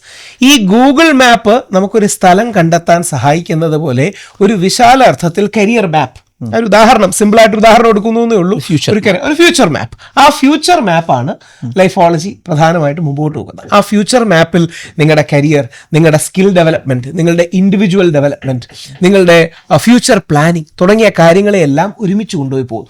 ആ ഫ്യൂച്ചറിലേക്കുള്ളൊരു പാത ചെയ്യുന്ന ഒരു ഫ്യൂച്ചർ മാപ്പ്, അതാണ് ഇൻ ഷോർട്ട് ഇത് ചെയ്യാൻ കഴിയുന്നത്. അത് ഫിൻലാൻഡിന്റെ അടക്കം എഡ്യൂക്കേഷൻ സിസ്റ്റത്തിലെ ബെസ്റ്റ് പ്രാക്ടീസസ്, ഇന്ന് ലോകത്തിൽ ഉണ്ടായിക്കൊണ്ടിരിക്കുന്ന AI അടക്കമുള്ള ടെക്നോളജിയിലെ അപ്ഗ്രേഡഡ് ബെസ്റ്റ് പ്രാക്ടീസസ്, ഇതേവരെയുള്ള കഴിഞ്ഞ നൂറ്റാണ്ടിൽ വികസിപ്പിച്ച സൈക്കോളജിയും സൈക്കോമെട്രിക്സിന്റെ ഏറ്റവും ബെസ്റ്റ് ആസ്പെക്ട്സ്, ഇതെല്ലാം കൂടി ഒരുമിച്ച് കൊണ്ടുവരുന്നതാണ് ലൈഫോളജി. അതെ, ഇപ്പം നമ്മളിപ്പോൾ ഈ പാരൻസിന് എല്ലാവർക്കും പോയി എല്ലാ രാജ്യങ്ങളും കാണാൻ കഴിയില്ല. എല്ലാ യൂണിവേഴ്സിറ്റീസ്, ഇപ്പോൾ നമ്മൾ വേൾഡിൽ ഒരു 100 യൂണിവേഴ്സിറ്റീസ് എടുത്തു കഴിഞ്ഞാൽ ഈ 100 യൂണിവേഴ്സിറ്റീസ് എന്താണെന്ന് ഓരോ പാരന്റിൽ നിന്ന് പഠിക്കാൻ കഴിയില്ല, ഈ കുട്ടികൾക്ക് ഇരുന്ന് പഠിക്കാൻ കഴിയില്ല. അപ്പോൾ ഇവിടെ നമുക്ക് സത്യത്തിൽ ഇവർക്ക് വേണ്ട ഒരു ഹെൽപ്പായിട്ട് അല്ലെങ്കിൽ ഒരു മെൻറ്ററായിട്ട് ഇവരെ കൂടെ നിൽക്കേണ്ട ഒരു ആവശ്യകതയുണ്ട്. പക്ഷെ പലപ്പോഴും പല ആളുകൾക്കും ഈ മെൻറ്റർഷിപ്പിൻ്റെ ഇമ്പോർട്ടൻസ് മനസ്സിലാകുന്നില്ല. അതായത് അവരവർ ജസ്റ്റ് നോക്കുന്നു, ഗൂഗിൾ സെർച്ച് ചെയ്ത് നോക്കുന്നു, അല്ലെങ്കിൽ ഇപ്പോൾ ChatGPT എടുത്ത് ചോദിച്ചു നോക്കുന്നു എന്നതിനപ്പുറത്തേക്ക് ഒരു കുട്ടിയുടെ കൂടെ നിൽക്കാനാണ്. ആ കുട്ടിക്ക് അറിയാം ഇതൊക്കെ, പക്ഷെ മെൻറ്റർ ചെയ്യണം, അല്ലെങ്കിൽ ഒരു ബ്രെയിൻ സ്റ്റോമിങ് വേണം, ഇവർക്കൊരു കറക്റ്റ് പാത്ത് പറഞ്ഞു കൊടുക്കണം. ഇപ്പം ഇങ്ങനെ നമ്മൾ നിൽക്കുമ്പോൾ, ഇപ്പോൾ നമ്മുടെ പ്രോഗ്രാമിൽ നമ്മളിപ്പോൾ പറഞ്ഞതാണ് 10 കുട്ടികൾക്ക് ഒരു മെൻറ്റർ നമ്മൾ കൊടുക്കുക എന്ന് പറയുമ്പോൾ, നമ്മളിത് ആദ്യം പറഞ്ഞതാണ് 7 ലക്ഷം രൂപയാണ് ഇതിൻ്റെ ടോട്ടൽ നമ്മൾ പറഞ്ഞ് ഓരോ ഇൻ്റർനാഷണൽ ലെവലിൽ പറഞ്ഞ്. അപ്പോൾ നമ്മൾ ആലോചിക്കുന്നത് എങ്ങനെയാണെന്ന് വെച്ചാൽ, ഈ 7 ലക്ഷം രൂപ ഒന്നും ഒരിക്കലും എന്ത് ചെയ്യത്തില്ല, നമ്മുടെ ഗ്രാമത്തിലുള്ളവർക്ക് ഒരു കരിയർ ഗൈഡൻസിന് ഒരു വർഷം പേ ചെയ്യാൻ പറ്റില്ല. പക്ഷെ നമ്മൾ മനസ്സിലാക്കേണ്ടത് ഇത്രയും ലക്ഷക്കണക്കിന് രൂപ സ്പെൻഡ് ചെയ്തിട്ടാണ് ഓരോരുത്തർ എന്ത് ചെയ്യണത്, അവരെ കുട്ടിയെ പ്രിപ്പയർ ചെയ്യിപ്പിച്ച് ഈ സ്റ്റാൻഫോർഡിലും ഓക്സ്ഫോർഡിലും ഹാർവാർഡിലും MIT-യിലൊക്കെ എത്തിക്കുന്നത്. അപ്പോൾ ഇതെങ്ങനെ നമുക്ക് കൊണ്ടുവരാൻ കഴിയും? അപ്പോൾ ശരിക്കും നമ്മുടെ ടീം ഇരുന്ന്, ഇപ്പോൾ ലൈഫോളജിയുടെ ടീമായിട്ട് വളരെ ഡീറ്റെയിൽ ആയിട്ട് ഇരുന്ന് സംസാരിച്ച് അന്ന് കൊണ്ടുവരുന്ന സംവിധാനമാണെന്ന് വെച്ചാൽ, ഒരു 2000 രൂപ ഒരു മാസം പേ ചെയ്യിക്കുന്ന ലെവലിലേക്ക് ഇതെങ്ങനെ കൊണ്ടുവരാൻ കഴിയും. അപ്പോൾ അവിടെ നമ്മൾ നേരത്തെ ഇത് ഇമ്പോസിബിൾ ആണ്. 2000 രൂപയ്ക്കൊന്നും ഒരു മാസം പഠിപ്പിച്ചുകൊണ്ട് ഇത് ചെയ്യത്തില്ല. കാര്യം ഈ മെൻറ്ററിനെ വെച്ച് ഇതൊരിക്കലും പോസിബിൾ ആകില്ല. അപ്പോൾ ടാൽറോപ്പ് പറഞ്ഞ സംവിധാനം എന്താണ്, ഓക്കെ, നമ്മൾ ഒരു സൈഡിൽ ഡിജിറ്റൽ അസറ്റ്സുകൾ മേക്ക് ചെയ്യുന്നുണ്ട്. അപ്പോൾ ആ മേക്ക് ചെയ്യുന്ന സംവിധാനത്തിൽ ആ സൈഡ് മൊത്തവും ടാൽറോപ്പ് ചെയ്താൽ 2000-ന് അപ്പം മെൻറ്റർഷിപ്പ് ഫീ മാത്രം വെച്ച് നമുക്കിതെങ്ങനെ ചെയ്യാൻ പറ്റും. അപ്പോൾ ഈ 10 കുട്ടികളെ മാത്രം വെച്ച് ചെയ്യിപ്പിക്കാൻ പറ്റും എന്ന് പറയുമ്പോഴേക്ക് സത്യത്തിൽ ഒരു 7 ലക്ഷം രൂപ പെർ ഇയർ ട്രെയിനിങ് വരുന്നൊരു പ്രോഗ്രാം ഒരു 24,000 രൂപയ്ക്ക് ഗ്രാമത്തിലേക്ക് എത്തിക്കുക എന്ന് പറഞ്ഞാൽ തന്നെ ഒരു റെവല്യൂഷണറിയാണ് ഒരു സംവിധാനമാണ്. അപ്പം ഇങ്ങനെ ഒരു സംഭവം കൊണ്ടുവരുമ്പോൾ എനിക്ക് പലപ്പോഴും തോന്നിയിട്ടുള്ളൊരു ചോദ്യമാണ്, നമ്മൾ ഇത്രയും ഇപ്പോൾ 7 ലക്ഷമൊക്കെ ഉള്ളൊരു സംവിധാനം ഒരു 24,000 രൂപയ്ക്ക് കൊണ്ടുവരുമ്പോഴേക്ക് ശരിക്കും നമ്മൾ പറയുന്ന വാല്യൂ ഈ പാരൻറ്റിന് കിട്ടുമോ എന്നുള്ളൊരു ചോദ്യമില്ലേ അവിടെ? ഉണ്ട്, അതൊരു ചോദ്യമാണ്. അതായത് തീർച്ചയായിട്ടും അതൊരു ചോദ്യമാണ്. എനിക്ക് തോന്നുന്നത്, അതായത് നമ്മളൊരു സിസ്റ്റം മേക്ക് ചെയ്യുകയാണല്ലോ ഇതിനകത്ത്. അപ്പം നേരത്തെ ഫിൻലൻഡ് സൂചിപ്പിച്ചല്ലോ, എന്താണ് ആക്ച്വലി ഫിൻലൻഡിൽ നമ്മളുമായിട്ടുള്ള ബന്ധം എന്നുള്ളതൊരു ഭയങ്കര ഇമ്പോർട്ടൻ്റ് ആയ ഒരു ക്വസ്റ്റ്യൻ ആണ്. അതായത് അപ്പം നമുക്ക് എന്താ വേണ്ടേ, നേരത്തെ മാപ്പിന്റെ കാര്യം പറഞ്ഞതുപോലെ കൃത്യമായിട്ട് എത്താനുള്ള ഒരു സ്ഥലം കണ്ടെത്തണം, ദെൻ അതിലോട്ട് പോകാനുള്ള പടിപടിയായിട്ട് നമ്മളെ കൊണ്ടുപോകണം, ആ പോകുന്ന പോക്കിൽ നമ്മളെ വികസിപ്പിച്ചുകൊണ്ടേയിരിക്കണം. ഇങ്ങനെ ഒരു സാധനമാണല്ലോ നമുക്ക് വേണ്ടത്. പറയാൻ ഭയങ്കര എളുപ്പമാണ്, പക്ഷെ ഇത് ചെയ്തെടുക്കുക എന്ന് പറയുന്നത് ഭയങ്കര ബുദ്ധിമുട്ടാണ്. അപ്പം നമ്മൾ കൃത്യമായിട്ട് ആലോചിച്ച് ഇതിനൊരു സിസ്റ്റം വേണം. ഇപ്പോൾ ഞാൻ എവിടെയെങ്കിലുമൊക്കെ UK പോയി, ചൈനയിൽ പോയി, അപ്പോൾ നമ്മൾ ഈ ഓരോ സ്ഥലത്തും പോകുമ്പോൾ ഓരോ സാധനം കാണും, അതിൽ നമ്മൾ ഫാസിനേറ്റഡ് ആവും. ഫിൻലൻഡിൽ പോയി അതിൽ നമ്മൾ ഭയങ്കര ഫാസിനേറ്റഡ് ആവും. ഈ ഫാസിനേറ്റഡ് ആവുന്ന സാധനം കൊണ്ടുവന്നിട്ട് നമ്മളത് ചെയ്യാൻ ശ്രമിക്കും. അപ്പോൾ പ്രശ്നം എന്താ, നമുക്ക് മാത്രമേ ഇത് ചെയ്യാൻ പറ്റുള്ളൂ, കാരണം നമ്മൾ ഇതിനൊരു സ്ട്രക്ചർ ഒന്നും ബിൽഡ് ചെയ്തിട്ടുണ്ടാവത്തില്ലല്ലോ ഇതിന്. അപ്പോൾ നമ്മൾ വിചാരിച്ചു ഈ പറയുന്ന പണി 1-2 ആൾക്കാരോ വളരെ ടോപ്പ് നിൽക്കുന്ന കുറച്ച് ആൾക്കാരോ ചെയ്താൽ പോരാ, മറിച്ച് അത്യാവശ്യം നല്ല ക്വാളിറ്റിയുള്ള ഏതൊരാൾക്കും ഈ ഒരു മെന്റർഷിപ്പ് പ്രോഗ്രാം മെന്റർ എന്ന നിലയിൽ എക്സിക്യൂട്ട് ചെയ്യാൻ കഴിയണം. എന്നാൽ മാത്രമേ ഇത് നമുക്ക് ലക്ഷങ്ങളിലേക്ക് എത്തിക്കാൻ പറ്റുള്ളൂ. അല്ലെങ്കിൽ അപ്പോഴും നമ്മളിത് 100-200 ആൾക്കാരിൽ മാത്രമായിട്ട് നിന്നു പോകും. So we wanted to give this programme to masses. And to give any program to masses, you need a structure, you need a process, you need a system for that. അപ്പോൾ അതിന് നമ്മൾ വിചാരിച്ചു ഈ മെൻറ്റർഷിപ്പ് മെൻറ്ററും കുട്ടിയുമായിട്ടുള്ള വെറും സംസാരത്തിലൂടെ പോയി കഴിഞ്ഞാൽ ഇത് നമുക്ക് ഒരിടത്തും എത്തിക്കാൻ പറ്റില്ല ഇതിനകത്ത്. അപ്പോൾ നമുക്കിതിനൊരു കരിക്കുലം ഉണ്ടാവണം. അപ്പോൾ ഒരു കരിക്കുലം ഉണ്ടാവുക എന്ന് പറയുന്നത് ഒരു അക്കാഡമിക് പ്രോസസ്സാണ്. അപ്പോൾ അത്യാവശ്യം ഒരു ടോപ്പ് യൂണിവേഴ്സിറ്റീസിൽ ഏതെങ്കിലുമായിട്ട് കൊളാബറേറ്റ് ചെയ്തുകൊണ്ട് വേണം നമുക്ക് ഇതിനൊരു കരിക്കുലം ഉണ്ടാവാൻ. കാരണം അല്ലെങ്കിൽ ഞാൻ ഈ പറഞ്ഞ ഡോക്ടർ കേഴ്സൻ്റെയോ മറ്റൊരു എക്സ്പീരിയൻസോ ഒക്കെ ഞാൻ ഈ പറഞ്ഞ ഇപ്പം നമ്മൾ ബാംഗ്ലൂരിലെ കുട്ടിയെ പറഞ്ഞതോ അങ്ങനെ നമ്മളൊരു ചില ആയിരങ്ങൾ നമ്മൾ മെൻറ്റർ ചെയ്തിട്ടുണ്ടാവും. പക്ഷെ അതിനൊരിക്കലും നമുക്ക് ലക്ഷങ്ങളാക്കാൻ പറ്റില്ല. കാരണം അതൊരു പേഴ്സൺ സെൻട്രിക് സിസ്റ്റമായിട്ടാണല്ലോ മുന്നോട്ട് പോകുന്നത്. അപ്പം ഇതിൻ്റെ ഒരു കരിക്കുലം വേണം. അപ്പം അങ്ങനെ ഞങ്ങൾ ആലോചിച്ചപ്പോഴത്തേക്കും എഡ്യൂക്കേഷൻ എന്നുള്ള നിലയിലും ഹ്യൂമൻ ഡെവലപ്മെൻറ്റ് എന്നുള്ള നിലയിലും ലോകത്തിലെ ഏറ്റവും മികച്ചു നിൽക്കുന്ന സ്ഥാപനമേ അല്ലെങ്കിൽ രാജ്യം ഏതാണ് നോക്കിയപ്പോൾ അത് ഫിൻലൻഡാണ്. ഫിൻലൻഡ് ഒരു എപ്പിറ്റമാണ്, ഒരു ബെഞ്ച് മാർക്കാണ്. അതിൻ്റേതായിട്ടുള്ള കുഴപ്പങ്ങളൊക്കെ ഉണ്ടാവും, അതൊക്കെ നമുക്ക് ദോഷേകതീകരണം പോലെ നോക്കിക്കഴിഞ്ഞാൽ നമുക്ക് കാണാൻ പറ്റുമായിരിക്കാം. പക്ഷെ അതൊരു ബെഞ്ച് മാർക്കാണ്, സംശയമൊന്നുമില്ല, ഒരു അൺഡിസ്പ്യൂട്ടഡ് ബെഞ്ച് മാർക്കാണ്. അപ്പൊ ഈ ബെഞ്ച് മാർക്ക് നിൽക്കുന്ന രാജ്യത്തിലെ ഏറ്റവും മികച്ച സർവകലാശാല ഏതാണ്? അപ്പൊ നമ്മൾ നോക്കിയപ്പോഴത്തേക്കും ഏതാണ്ട് 400 വർഷത്തിൻ്റെയോളം ഹിസ്റ്ററിയുള്ള യൂണിവേഴ്സിറ്റി ഓഫ് ഹെൽസിങ്കി വളരെ മികച്ചൊരു സർവകലാശാലയാണ്. വേൾഡിലെ തന്നെ ടോപ്പ് 1% യൂണിവേഴ്സിറ്റീസിൽ ഒന്നാണ് യൂണിവേഴ്സിറ്റി ഓഫ് ഹെൽസിങ്കി. അപ്പോൾ ഇവരുമായിട്ട് നമുക്കൊരു കൊളാബറേഷൻ ബിൽഡ് ചെയ്യാൻ വേണ്ടി നമുക്ക് സാധിക്കുമോ? അപ്പോൾ അങ്ങനെയാണ് ലൈഫോളജി യൂണിവേഴ്സിറ്റി ഓഫ് ഹെൽസിങ്കിയുമായി കൊളാബറേറ്റ് ചെയ്തുകൊണ്ട് ഒരു കരിക്കുലം ബിൽഡ് ചെയ്യാൻ തീരുമാനിച്ചത്. അപ്പോൾ ഈ കരിക്കുലത്തിനെ നമ്മൾ ടൈറ്റിൽ ചെയ്തത് കരിക്കുലം 2030 എന്നാണ്. അപ്പോൾ കരിക്കുലം 2030 നമ്മൾ ടൈറ്റിൽ ചെയ്യുന്നതിൻ്റെ കാരണം എന്ന് പറയുന്നത് ഇന്ന് നടന്നുകൊണ്ടിരിക്കുന്ന AI, robotics, machine learning, genetics, molecular biology, biochemistry, ഈ പറയുന്ന റിസർച്ചിലൂടെയൊക്കെ നടന്നുകൊണ്ടിരിക്കുന്ന മാറ്റങ്ങളുടെ ഒരു സൂപ്പർ ഹ്യൂമനിസം നമ്മൾ കാണാൻ പോകുന്നത്. ഇപ്പോൾ ഒരു പക്ഷേ നമ്മളിപ്പോൾ ഒരു സിംഗുലാരിറ്റി ലെവലിലൊന്നും ചിന്തിക്കണമെന്ന് നിർബന്ധമില്ല, പക്ഷേ എന്നാൽ ഒരു സൂപ്പർ ഇമ്പാക്റ്റ് നമ്മൾ കാണാൻ പോകുന്നത് 2030s ഡെക്കേഡിലായിരിക്കും എന്നാണ് ഞങ്ങളതിനെ കാണുന്നത്. 2, ഇന്ന് സ്കൂളിൽ പഠിക്കുന്ന ഒരു കുട്ടി ജോബ് മാർക്കറ്റിലേക്ക് ഇറങ്ങാൻ പോകുന്നതും ഏത് ഡെക്കേഡിലായിരിക്കും? 2030 അതൊരു വല്ലാത്ത കോമ്പിനേഷനാണ്. അതൊരു വല്ലാത്ത ആ സമയത്ത് ജോബ് മാർക്കറ്റിലേക്ക് ഇറങ്ങാൻ പോകുന്ന കുട്ടി എന്ന് പറയുന്നത് സത്യത്തിൽ എന്ത് ചെയ്യണമെന്ന് ഈ AI കുറിച്ചുള്ള ഡിസ്കഷൻ്റെയൊക്കെ ഭയങ്കര ഇൻട്രസ്റ്റിംഗ് നേച്ചർ എന്താണെന്നറിയാമോ? ഞാൻ മുമ്പ് ദൂരദർശനിൽ ഒരു പ്രോഗ്രാം ആങ്കർ ചെയ്തിട്ടുണ്ടായിരുന്നു. അപ്പോൾ AI സിസ്റ്റമൊക്കെ വരുന്ന സമയത്ത് ഞാൻ ആ പ്രോഗ്രാമിലേക്ക് AI-യുമായി ബന്ധപ്പെട്ട് നിൽക്കുന്ന വളരെ പ്രശസ്തരായിട്ടുള്ള ഒരു 5 പേരെ ഇൻവൈറ്റ് ചെയ്തു. 5 പേരും ഭയങ്കര കോൺഫിഡൻസോടുകൂടെ ചർച്ച തുടങ്ങി. ചർച്ച എൻഡ് ചെയ്തപ്പോഴത്തേക്കും 5 പേരും കൺഫ്യൂസ്ഡ് ആണ് ഈ വണ്ടി എങ്ങോട്ടാണ് ഓടുന്നതെന്ന്. കാരണം നമുക്ക് തോന്നും ഇതിനെക്കുറിച്ച് നമുക്ക് അറിയാമെന്ന്, പക്ഷെ ഒരു സ്റ്റെപ്പ് മുന്നോട്ട് വെച്ച് കഴിയുമ്പോഴത്തേക്കും നമുക്ക് മനസ്സിലാവും നമ്മൾ ഉദ്ദേശിച്ചതല്ല ഈ സാധനം. വീണ്ടും മുന്നോട്ട് പോകുമ്പോഴത്തേക്കും നമ്മൾ വീണ്ടും കൺഫ്യൂസ്ഡ് ആവും. എന്ന് പറയുന്നത് പോലെ ഈ 2030കളിലെ ഡെക്കേഡ്സിൽ ഉണ്ടാവുന്ന ഇൻഡസ്ട്രിയിലൊരു വലിയ മാറ്റം, അതിലേക്ക് ഇറങ്ങാൻ പോകുന്ന ഇന്ന് സ്കൂളിൽ നിൽക്കുന്ന കുട്ടികൾ, ആ കുട്ടികളെ നന്നായി നമുക്ക് പ്രിപ്പയർ ചെയ്യാൻ കഴിഞ്ഞില്ലെങ്കിൽ ഭീകര ബുദ്ധിമുട്ട് അവരുടെ ലൈഫിലുണ്ടാവും. അപ്പോൾ നമ്മൾ എന്ത് ചെയ്തു? കരിക്കുലം 2030 എന്നൊരു കരിക്കുലം യൂണിവേഴ്സിറ്റി ഓഫ് ഹെൽസിങ്കിയും ലൈഫോളജിയും കൂടെ കൊളാബറേറ്റ് ചെയ്ത് ബിൽഡ് ചെയ്തു. അപ്പോൾ എന്തായി കരിക്കുലം? 5 ആസ്പെക്റ്റാണ് ഈ കരിക്കുലത്തിനുള്ളത്. ഒന്ന് നമ്മൾ ആലോചിച്ചു. അപ്പോൾ ഇതിൻ്റെ മെൻറ്ററായിട്ട് sir Richard Roberts, Nobel prize മെഡിസിനിൽ നൊബേൽ പ്രൈസ് വിന്നറായിട്ടുള്ള ജീനോം സ്റ്റഡീസിൽ നൊബേൽ പ്രൈസ് വിൻ ചെയ്തിട്ടുള്ള ഇംഗ്ലീഷുകാരനായ ഇപ്പോൾ അമേരിക്കയിൽ സെറ്റിൽ ചെയ്തിരിക്കുന്ന സർ റിച്ചർഡ് റോബർട്ട്സ്, അദ്ദേഹം ഇതിൻ്റെ ഒരു കീ മെൻറ്ററായിട്ട് വന്നു.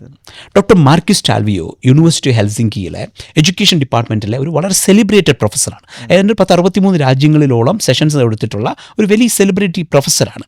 അപ്പോൾ അദ്ദേഹം ഇതിൻ്റെ ഒരു കീ കരിക്കുലം മേക്കറായിട്ട് അല്ലെങ്കിൽ കരിക്കുലം എൻറിച്ചറായിട്ട് വരികയാണ്. പിന്നെ യൂണിവേഴ്സിറ്റി ഓഫ് വാൽഡൻ US, അപ്പോൾ നമ്മൾ ചോദിച്ചു വേൾഡിലെ എല്ലാ സ്ഥലത്തും നമുക്ക് ആളുവാണ്. യൂണിവേഴ്സിറ്റി ഓഫ് വാൽഡൻ USലെ doctor Brian Hutchinson, Asia Pacific career development അസോസിയേഷൻ്റെ പ്രസിഡൻ്റായിട്ടുള്ള Alan Gatenby from Australia, doctor Marilyn Maze, ഏതാണ്ട് ഒരു she is into her mid-70s now, ഒരു 50 വർഷത്തോളം എക്സ്പീരിയൻസ് ഡിജിറ്റൽ അസസ്മെൻറ്റ്സ് ഡെവലപ്പ് ചെയ്യുന്നതിൽ എക്സ്പീരിയൻസ് ഉള്ള ഡോക്ടർ മെർലിൻ മെയ്സ്. അപ്പോൾ ഇങ്ങനെയുള്ള ആൾക്കാരുടെ, പിന്നെ ലൈഫോളജിയുടെ ടീം അംഗങ്ങൾ, ഇത്തരത്തിലുള്ളൊരു ഗ്ലോബൽ ഗ്രൂപ്പിനെ നമ്മൾ ക്രിയേറ്റ് ചെയ്തു. എന്നിട്ടാണ് ഈ കരിക്കുലം 2030 യൂണിവേഴ്സിറ്റി ഹെൽസിങ്കിയുമായിട്ട് കൊളാബറേറ്റ് ചെയ്ത് ബിൽഡ് ചെയ്യുന്നത്. ഇതിന് 5 തലങ്ങളാണ്. ഒന്ന്, നമ്മുടെ ഇമോഷണൽ പാരഡൈം, നമ്മുടെ ഒരു മൈൻഡ് സെറ്റിൻ്റെ ട്യൂൺ ചെയ്യുക ഫ്യൂച്ചറിന് വേണ്ടിയിട്ട്. 2, അവൻ്റെ 21st century ലൈഫ് സ്കിൽസ്, അതിനകത്ത് പ്രോബ്ലം സോൾവിങ്. ജീവിതത്തിൻ്റെ ഏറ്റവും കോറായിട്ടുള്ള സാധനം പ്രോബ്ലം സോൾവിങ് ആണല്ലേ. നമ്മൾ പ്രോബ്ലം സോൾവ് ചെയ്താണ് ഇങ്ങനെ പൊയ്ക്കൊണ്ടിരിക്കുന്നത്. ആ പണി മാത്രം നമ്മൾ പഠിക്കുന്നുമില്ല. Problem solving, decision making, communication, നല്ല പ്രസൻറ്റേഷൻ സ്കിൽസ്, അത്തരത്തിലുള്ള 21st century life skills. 3, career planning. അപ്പോൾ കരിയർ പ്ലാനിങ് ഇതിൻ്റെ ഒരു ഭാഗമാണ്, ഒരു ഭാഗം മാത്രമാണ്, വേറെ ഒരുപാട് ഘടകങ്ങൾ ഇതിനകത്തുണ്ട് അല്ലേ. 4-മത്തേതായിട്ട് ഇന്നോവേഷൻ ആൻഡ് ഓൺടർപ്രണർഷിപ്പ്. ഇത് വളരെ ഇമ്പോർട്ടൻ്റ് ആണ്. കാരണം ഇന്നോവേഷൻ ഇല്ലാതെ നമുക്ക് വലിയ ബുദ്ധിമുട്ടാവും നിൽക്കാൻ. മാത്രമല്ല ഓൺടർപ്രണർഷിപ്പ് എന്ന് പറയുന്നത് നമ്മളൊരു സംരംഭം തുടങ്ങണമെന്ന് നിർബന്ധമില്ല. ഞാൻ ചെയ്യുന്ന പണിയെ ഒരു അക്കൗണ്ടബിലിറ്റി എടുത്ത് ഒരു ഓൺടർപ്രണറായിട്ട് ഞാൻ ബിൽഡ് ചെയ്താൽ മതി, ഒരു ഇൻട്രാപ്രണറായിട്ട് ഞാൻ മാറിയാൽ മതി. 5, ഒരു global outlook and technology. So ഈ 5 ഘടകങ്ങൾ, emotional paradigm, 21st century life skills, then അതിനോടൊപ്പം തന്നെ ഫ്യൂച്ചർ സ്കിൽസ് എന്ന് നമുക്ക് വിളിക്കാൻ പറ്റുന്നത്, career planning, innovation and entrepreneurship, global outlook and technology. ഈ 5 ഘടകങ്ങളുടെ, ഈ 5 പില്ലേഴ്സിലാണ് ഈ കരിക്കുലം 2030 നമ്മൾ ബേസ് ചെയ്തിരിക്കുന്നത്. ഈ 5 പില്ലേഴ്സിനെ വെച്ചുകൊണ്ട് 5ാം ക്ലാസ് മുതൽ 12ാം ക്ലാസ് വരെയുള്ള കുട്ടികൾക്ക് പഠിക്കാൻ കഴിയുന്ന ഓരോ വർഷത്തെയും മൊഡ്യൂൾസ് നമ്മൾ ക്രിയേറ്റ് ചെയ്തു. ഈ മൊഡ്യൂൾസിന് ഡെലിവറി ചെയ്യാൻ ആളെ വേണമല്ലോ. അപ്പോൾ നമ്മൾ എന്ത് ചെയ്തു? വളരെ മികച്ച ആൾക്കാരായിട്ടുള്ള ട്രെയിനിങ്ങിലോ ടീച്ചിങ്ങിലോ കൗൺസിലിംഗ് ആൻഡ് കോച്ചിങ്ങിലോ ബാക്ക്ഗ്രൗണ്ടുള്ള ആൾക്കാരെ നമ്മൾ സെലക്ട് ചെയ്തിട്ട്, അവർ ഒരു റിഗറസ് പ്രോസസ്സിലൂടെ സെലക്ട് ചെയ്തിട്ട്, ഏതാണ്ട് 100 പേര് അപ്ലൈ ചെയ്യുന്നതിൽ 3% ആൾക്കാർ മാത്രമേ അപ്പുറത്തെ സെലക്ഷനിലേക്ക് പോകാറുള്ളൂ. ഇതിൽ ആ പറയുന്ന ആൾക്കാർക്ക് യൂണിവേഴ്സിറ്റി ഓഫ് ഹെൽസിങ്കിയുടെ ഒരു training programme, certified training programme കൊടുക്കുകയാണ്. അപ്പോൾ നമ്മുടെ ഈ പ്രോഗ്രാമിന് എന്തൊക്കെയായി? ഒന്ന്, വളരെ നമുക്കൊരു വിഷൻ ഉണ്ടായിരുന്നു അല്ലേ, ഫ്യൂച്ചറിന് വേണ്ടി ആൾക്കാരെ പ്രിപ്പയർ ചെയ്യാൻ കഴിയുന്ന ഒരു സ്ട്രക്ചേർഡ് പ്രോഗ്രാം നമുക്കുണ്ടാവണം. അതിന് വേൾഡിൽ ഇതിൻ്റെ എപ്പിറ്റമിൽ നിൽക്കുന്ന ഒരു യൂണിവേഴ്സിറ്റി, ഒരു രാജ്യത്തെ നമ്പർ 1 യൂണിവേഴ്സിറ്റി അതിൻ്റെ ഭാഗമായിട്ട് വരുന്നു. ഒരു നൊബേൽ പ്രൈസ് വിന്നറും ആ യൂണിവേഴ്സിറ്റിയിലെ പ്രൊഫസേഴ്സും US-ലെയും ഓസ്ട്രേലിയയിലെയും പിന്നെ ഞങ്ങൾ ഇന്ത്യ എന്നുള്ള നിലയിലും ഉള്ള ആൾക്കാർ ആ ടീമിൻ്റെ ഭാഗമായിട്ട് വരുന്നു. അവർ 2 വർഷത്തോളം പണിയെടുത്തിട്ട് ഒരു കരിക്കുലം ബിൽഡ് ചെയ്യുന്നു. കരിക്കുലം 2030 എന്ന നിലയിൽ ഒരു കരിക്കുലം ബിൽഡ് ചെയ്യുന്നു. ഈ കരിക്കുലത്തിന് 5 പില്ലേഴ്സ് ഉണ്ടാവുന്നു: mind set, skills, career planning, innovation, entrepreneurship, global outlook and technology. 5 pillars ഉണ്ടാവുന്നു. ഇത് ഡെലിവർ ചെയ്യാൻ കഴിയുന്ന സർട്ടിഫൈഡ് ട്രെയിനേഴ്സിനെ യൂണിവേഴ്സിറ്റി ഓഫ് ഹെൽസിങ്കി തന്നെ ട്രെയിൻ ചെയ്ത് സർട്ടിഫൈ ചെയ്യുന്നു. അവർ തിരുവനന്തപുരത്ത് വന്ന് ട്രെയിൻ ചെയ്ത് സർട്ടിഫൈ ചെയ്തു. യൂണിവേഴ്സിറ്റി ഹെൽസിങ്കിയുടെ അംഗങ്ങൾ തിരുവനന്തപുരത്ത് വന്ന് ട്രെയിൻ ചെയ്ത് സർട്ടിഫൈ ചെയ്ത്, മിസ്റ്റർ എറിക് ഓഫ് ഹോൾസ്റ്റോം, അദ്ദേഹം ഫിൻലൻഡിൻ്റെ ഇന്ത്യയിലെ കോൺസുൽ ജനറലാണ്. അദ്ദേഹം ട്രിവാൻഡ്രത്ത് ടെക്നോ പാർക്കിൽ വന്ന് ഈ പ്രോഗ്രാം റിലീസ് ചെയ്യുകയാണ്. സ്റ്റാർട്ടപ്പ് മിഷൻ ഉൾപ്പെടെ ഒരു സാന്നിധ്യത്തിൽ ഈ പ്രോഗ്രാം റിലീസ് ചെയ്യുകയാണ്. അന്നാണ് നമ്മൾ ആക്ച്വലി ടാൽഡ്രോപ്പുമായിട്ടുള്ള അസോസിയേഷൻ എല്ലാം തന്നെ അനൗൺസ് ചെയ്യുന്നത് അതിൽ. അപ്പോൾ ഈ ഒരു പ്രോസസ്സ് ആയിക്കഴിഞ്ഞപ്പോൾ നമുക്ക് എന്തായി? ഒരു യൂണിവേഴ്സിറ്റി ആൻഡ് കൺട്രി, അതിൻ്റെ ഒരു കൾച്ചർ വന്നു, അതിനൊരു ഇന്ത്യനൈസേഷൻ വന്നു, ഗ്ലോബലി ഉള്ള എക്സ്പേർട്സ് വന്നു, കരിക്കുലം ഉണ്ടായി, 5 മുതൽ 12 വരെയുള്ള പിള്ളേർക്ക് വേണ്ടിയിട്ടുള്ള മൊഡ്യൂൾസായി, ഇത് ഡെലിവർ ചെയ്യാൻ കഴിയുന്ന ട്രെയിനേഴ്സ് നമ്മുടെ കയ്യിലായി. അപ്പോൾ എന്ത് പറ്റി?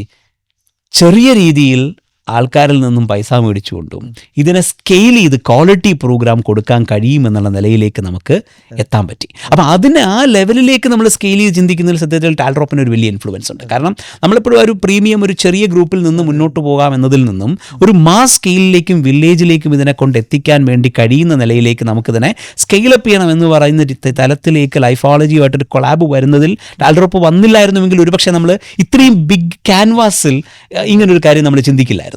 അപ്പോൾ ഇപ്പോൾ നമ്മൾ വൈക്കിപ്പ് എന്ന പ്രോഗ്രാം, വൈക്കിപ്പ് എന്ന ബ്രാൻഡിൻ്റെ കീഴിൽ നമ്മൾ U100 എന്നൊരു പ്രോഗ്രാമായിട്ടാണ് ഇതിനെ ഡെലിവർ ചെയ്യുന്നത്. അപ്പോൾ U100 നമ്മൾ കാണുന്നത് U100 നിങ്ങളുടെ 100% നമുക്ക് എന്ത് ചെയ്യാൻ പറ്റുക?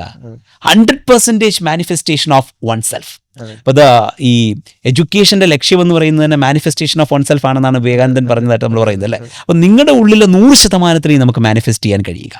അതിലൂടെ ഒന്നുകിൽ നിങ്ങൾ യൂണിവേഴ്സിറ്റി 100ലേക്ക് എത്തണം, അതായത് ലോകത്തിലെ ഏറ്റവും മികച്ച 100 യൂണിവേഴ്സിറ്റികളിൽ ഒന്നിലേക്ക് നിങ്ങൾ എത്തുക. അതല്ലെങ്കിൽ നിങ്ങൾ ഏറ്റവും മികച്ച 100 ഓൺടർപ്രണേഴ്സിൽ ഒരാളായിട്ട് മാറുക. അപ്പോൾ അതാണ് U100 എന്ന് പറയുന്നൊരു സംഭവം. ഈ U100ന്റെ കീഴിൽ നമ്മൾ കൊടുക്കുന്നത് എന്താണ്? കരിക്കുലം 2030 ഹെൽസിങ്കി യൂണിവേഴ്സിറ്റിയായിട്ട് കൊളാബറേറ്റ് ചെയ്ത് നമ്മൾ ഡെവലപ്പ് ചെയ്ത കരിക്കുലം, അതിൻ്റെ മൊഡ്യൂൾസ്, അത് ഡെലിവർ ചെയ്യുന്നതോ ഈ ഹെൽസിങ്കി യൂണിവേഴ്സിറ്റിയിൽ നിന്ന് തന്നെ ട്രെയിൻഡും സർട്ടിഫൈഡുമായിട്ടുള്ള ആൾക്കാർ. ഇവർ ഒരു വർഷം നീണ്ടു നിൽക്കുന്ന പരിപാടി. അങ്ങനെ 5ലോ 6ലോ, ഇപ്പം എനിക്ക് തോന്നുന്നു നമ്മൾ 5 ഇപ്പോൾ തുടങ്ങുന്നില്ല, നമ്മൾ 6 മുതലായിരിക്കും നമ്മൾ സ്റ്റാർട്ട് ചെയ്യാന്നാണ് എൻ്റെ ഒരു പ്ലാൻ ഇപ്പോൾ. അപ്പം അങ്ങനെ നിൽക്കുന്ന നിലയിൽ ഓരോ വർഷത്തിലെയും കുട്ടിക്ക് ഒരു ആ ഇയർ ലോങ് നീണ്ടു നിൽക്കുന്ന ഒരു ലേണിംഗ് പ്രോസസ്സ്. അപ്പോൾ എല്ലാ ആഴ്ചയും ഒന്നല്ലെങ്കിൽ മറ്റൊരു ലേണിംഗ് പ്രോഗ്രാം അവന് കിട്ടും ഇതിനകത്ത്. അപ്പോൾ അത് നമ്മളിപ്പോൾ പ്രൊവൈഡ് ചെയ്യുന്നത് എന്താണ്? 10 കുട്ടികളുടെ ഗ്രൂപ്പിന് ഒരു മെൻറ്റർ, ആ മെൻറ്റർ ഹെൽസിങ്കി സർട്ടിഫൈ ചെയ്തിരിക്കുന്ന മെൻറ്റർ, ആ മെൻറ്റർ ഈ പ്രോഗ്രാം ഡെലിവർ ചെയ്യുന്നു. അടുത്ത ആഴ്ചയിൽ ഇവനൊരു മാസ്റ്റർ ക്ലാസ്സിൻ്റെ ഭാഗമാവും. അത് വളരെ പ്രഗത്ഭരായിട്ടുള്ള ഒരാൾ അറ്റൻഡ് ചെയ്യുന്ന ഒരു മാസ്റ്റർ ക്ലാസ്സിലേക്ക് വരുന്നു.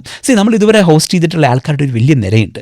ലൈഫോളജി, നാസയിൽ നിന്ന് doctor Jennifer Wiseman, Chetan Bhagat, ഇപ്പം മലയാളിയായിട്ടുള്ള എഴുത്തുകാരൻ ആനന്ദ് നീലകണ്ഠൻ. ആനന്ദ് സാറിന് എനിക്കൊന്ന് നമ്മൾ 2 പ്രാവശ്യം ഹോസ്റ്റ് ചെയ്തു. Then Anand Neelakantan, Ashwin Sanghi, doctor Kiran Bedi.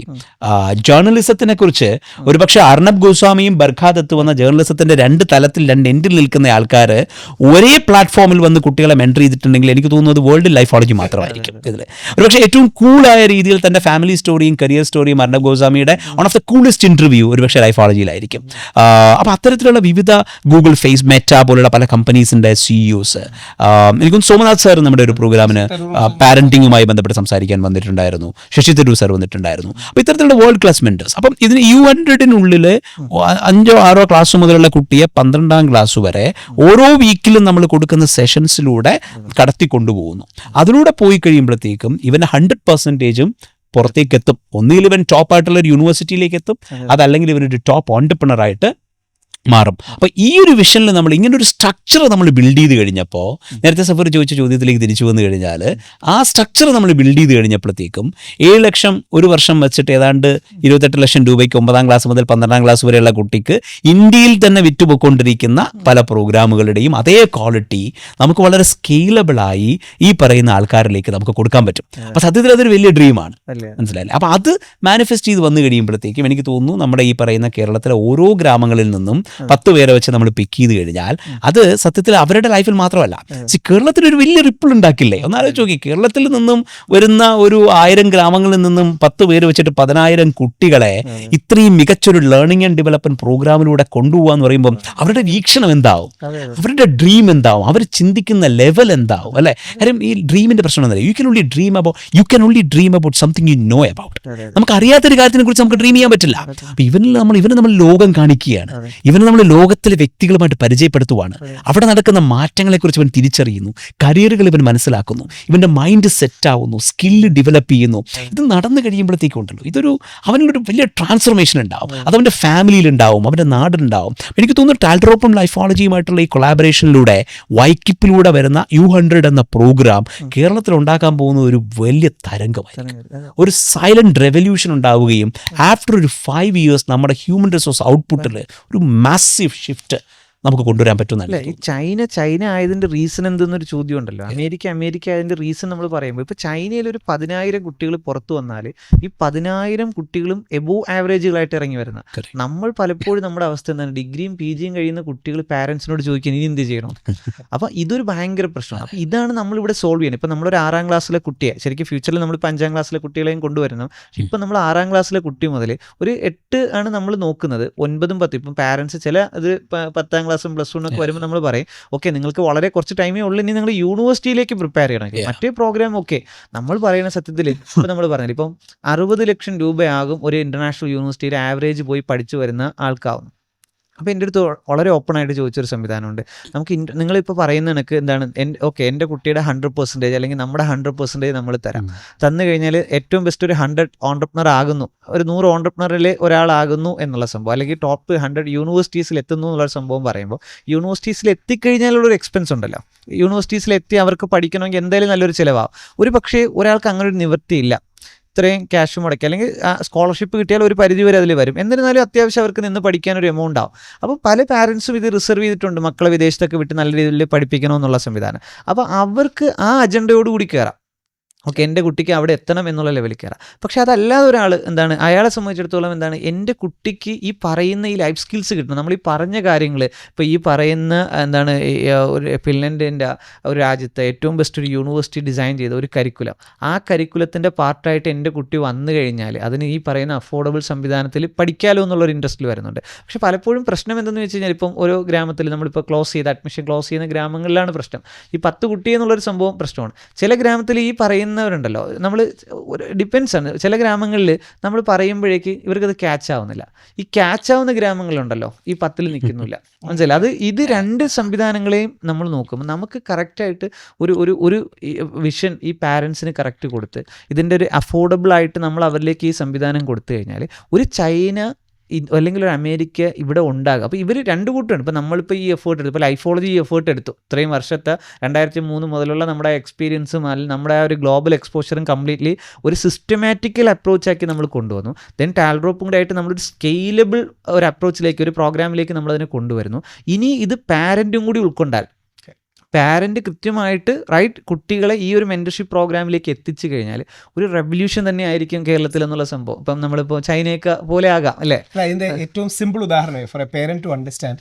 അതായത് നമ്മൾ ഒളിമ്പിക്സ് നടക്കുമ്പോൾ നമുക്ക് പലപ്പോഴും നമുക്ക് ശ്രദ്ധിക്കാം, ഇന്ത്യക്ക് ഒരു ബ്രോൺസ് കിട്ടിയാൽ പോലും നമുക്ക് ഭയങ്കര ആഘോഷമാണ്. അതായത് പ്രധാനമന്ത്രി, പ്രൈം മിനിസ്റ്ററും ഒക്കെ പ്രസിഡന്റും ഒക്കെ നേരിട്ട് വിളിക്കും, അഭിനന്ദിക്കും. നമുക്കൊരു ബ്രോൺസ് ഹോസ്പിറ്റലാണ്, അതുപോലും വലിയ കാര്യമാണ് കേട്ടോ, അത് വലിയ കാര്യമാണ്. പക്ഷേ നമ്മൾ നമ്മുടെ കാട്ടി ഇപ്പോൾ ഹ്യൂമൻ റിസോഴ്സിൽ ഇന്ത്യയാണ് ഡെമോഗ്രാഫിക് ഡിവിഡൻഡ് ചൈനയെ ഓവർടേക്ക് ചെയ്തു. നമ്മളാണ് ഇപ്പോൾ ലോകത്തിലെ ഏറ്റവും ജനസംഖ്യയുള്ള രാജ്യം, ഏറ്റവും ഹ്യൂമൻ റിസോഴ്സ് റിച്ച് രാജ്യം. നേരത്തെ സഫീർജി പറഞ്ഞ ഉദാഹരണങ്ങൾ എടുക്കാം, അമേരിക്കയും ചൈനയും. അവര് ഒളിമ്പിക്സിൽ 100 ഗോൾഡും 120 ഗോൾഡും നേടുമ്പോഴാണ് നമ്മൾ ഈ 1 ഗോൾഡും 1 ബ്രോൺസിലും ഒക്കെ ഇത്രയും ആനന്ദം കാണിക്കുന്നത്. അതുപോലും വലിയ അച്ചീവ്മെന്റ് ആണ്. പക്ഷേ എന്തുകൊണ്ടാണ് നമുക്കത് പറ്റാത്തത്? നമുക്കത് പറ്റാത്തതിന്റെ റീസൺ ഒന്ന്, ഒരു പ്രോപ്പർ ലേണിംഗ് ആൻഡ് ഡെവലപ്മെന്റ്. അത് സ്പോർട്സിന്റെ കാര്യത്തിലാണെങ്കിൽ ലേണിംഗ് ആൻഡ് ഡെവലപ്മെന്റ്, വർഷങ്ങളുടെ മെന്ററിങ്, കോച്ചിങ്, ഇവർക്ക് നേരത്തെ പറഞ്ഞ വളരെ പ്രധാനപ്പെട്ട വാക്ക് സപ്പോർട്ടിങ് എക്കോസിസ്റ്റം, ഇത്തരം കാര്യങ്ങളില്ല, അതിന് ഫ്യൂച്ചർ ഇല്ല. അത് സ്പോർട്സിന്റെ കാര്യത്തിലാണെങ്കിൽ, അതുകൊണ്ട് നമ്മൾ പെട്ടെന്ന് ആൾക്കാർ സ്ഥിരം കാണുന്നതാണ്. നമ്മൾ ഈ മെഡൽ ടാലി വരുമ്പോൾ നോക്കിയിട്ടുണ്ടെങ്കിൽ ചൈന, അമേരിക്ക, ഇവർ രണ്ടുപേർക്ക് ഏറ്റവും കോമ്പീറ്റ് ചെയ്യുന്നത്. താഴെ ഒരു 80ാമത്തെ സ്ഥാനത്തൊക്കെ നമ്മൾ 1 ബ്രോൺസ്, 1 വെള്ളി, 1 ഗോൾഡ് എന്നൊക്കെ പറഞ്ഞു നിൽക്കും. അത് സംഭവിക്കുന്നത് അവരതിൽ ഇൻവെസ്റ്റ് ചെയ്യാൻ റെഡിയാണ്, വർഷങ്ങളുടെ മെന്ററിങ്ങിന് റെഡിയാണ്. ഇല്ലെങ്കിൽ എന്താ വ്യത്യാസം? നമ്മുടെ നാട്ടിലും അതുപോലത്തെ കാര്യങ്ങളില്ലേ? അപ്പം നമ്മൾ എന്തുകൊണ്ടാണ് ക്രിക്കറ്റ് എക്സൽ ചെയ്യുന്നത്? നമുക്ക് അതിൻ്റെ ഒരു കൾച്ചറുണ്ട്, കുറച്ച് കാലമായിട്ട് നമ്മൾ അതിൽ ഇൻവെസ്റ്റ് ചെയ്യുന്നു. നമുക്ക് വലിയ മാതൃകകളുണ്ട്, സച്ചിനുണ്ട്, കോഹ്ലിയുണ്ട്, മറ്റേ രോഹിത് ശർമ്മയുണ്ട്.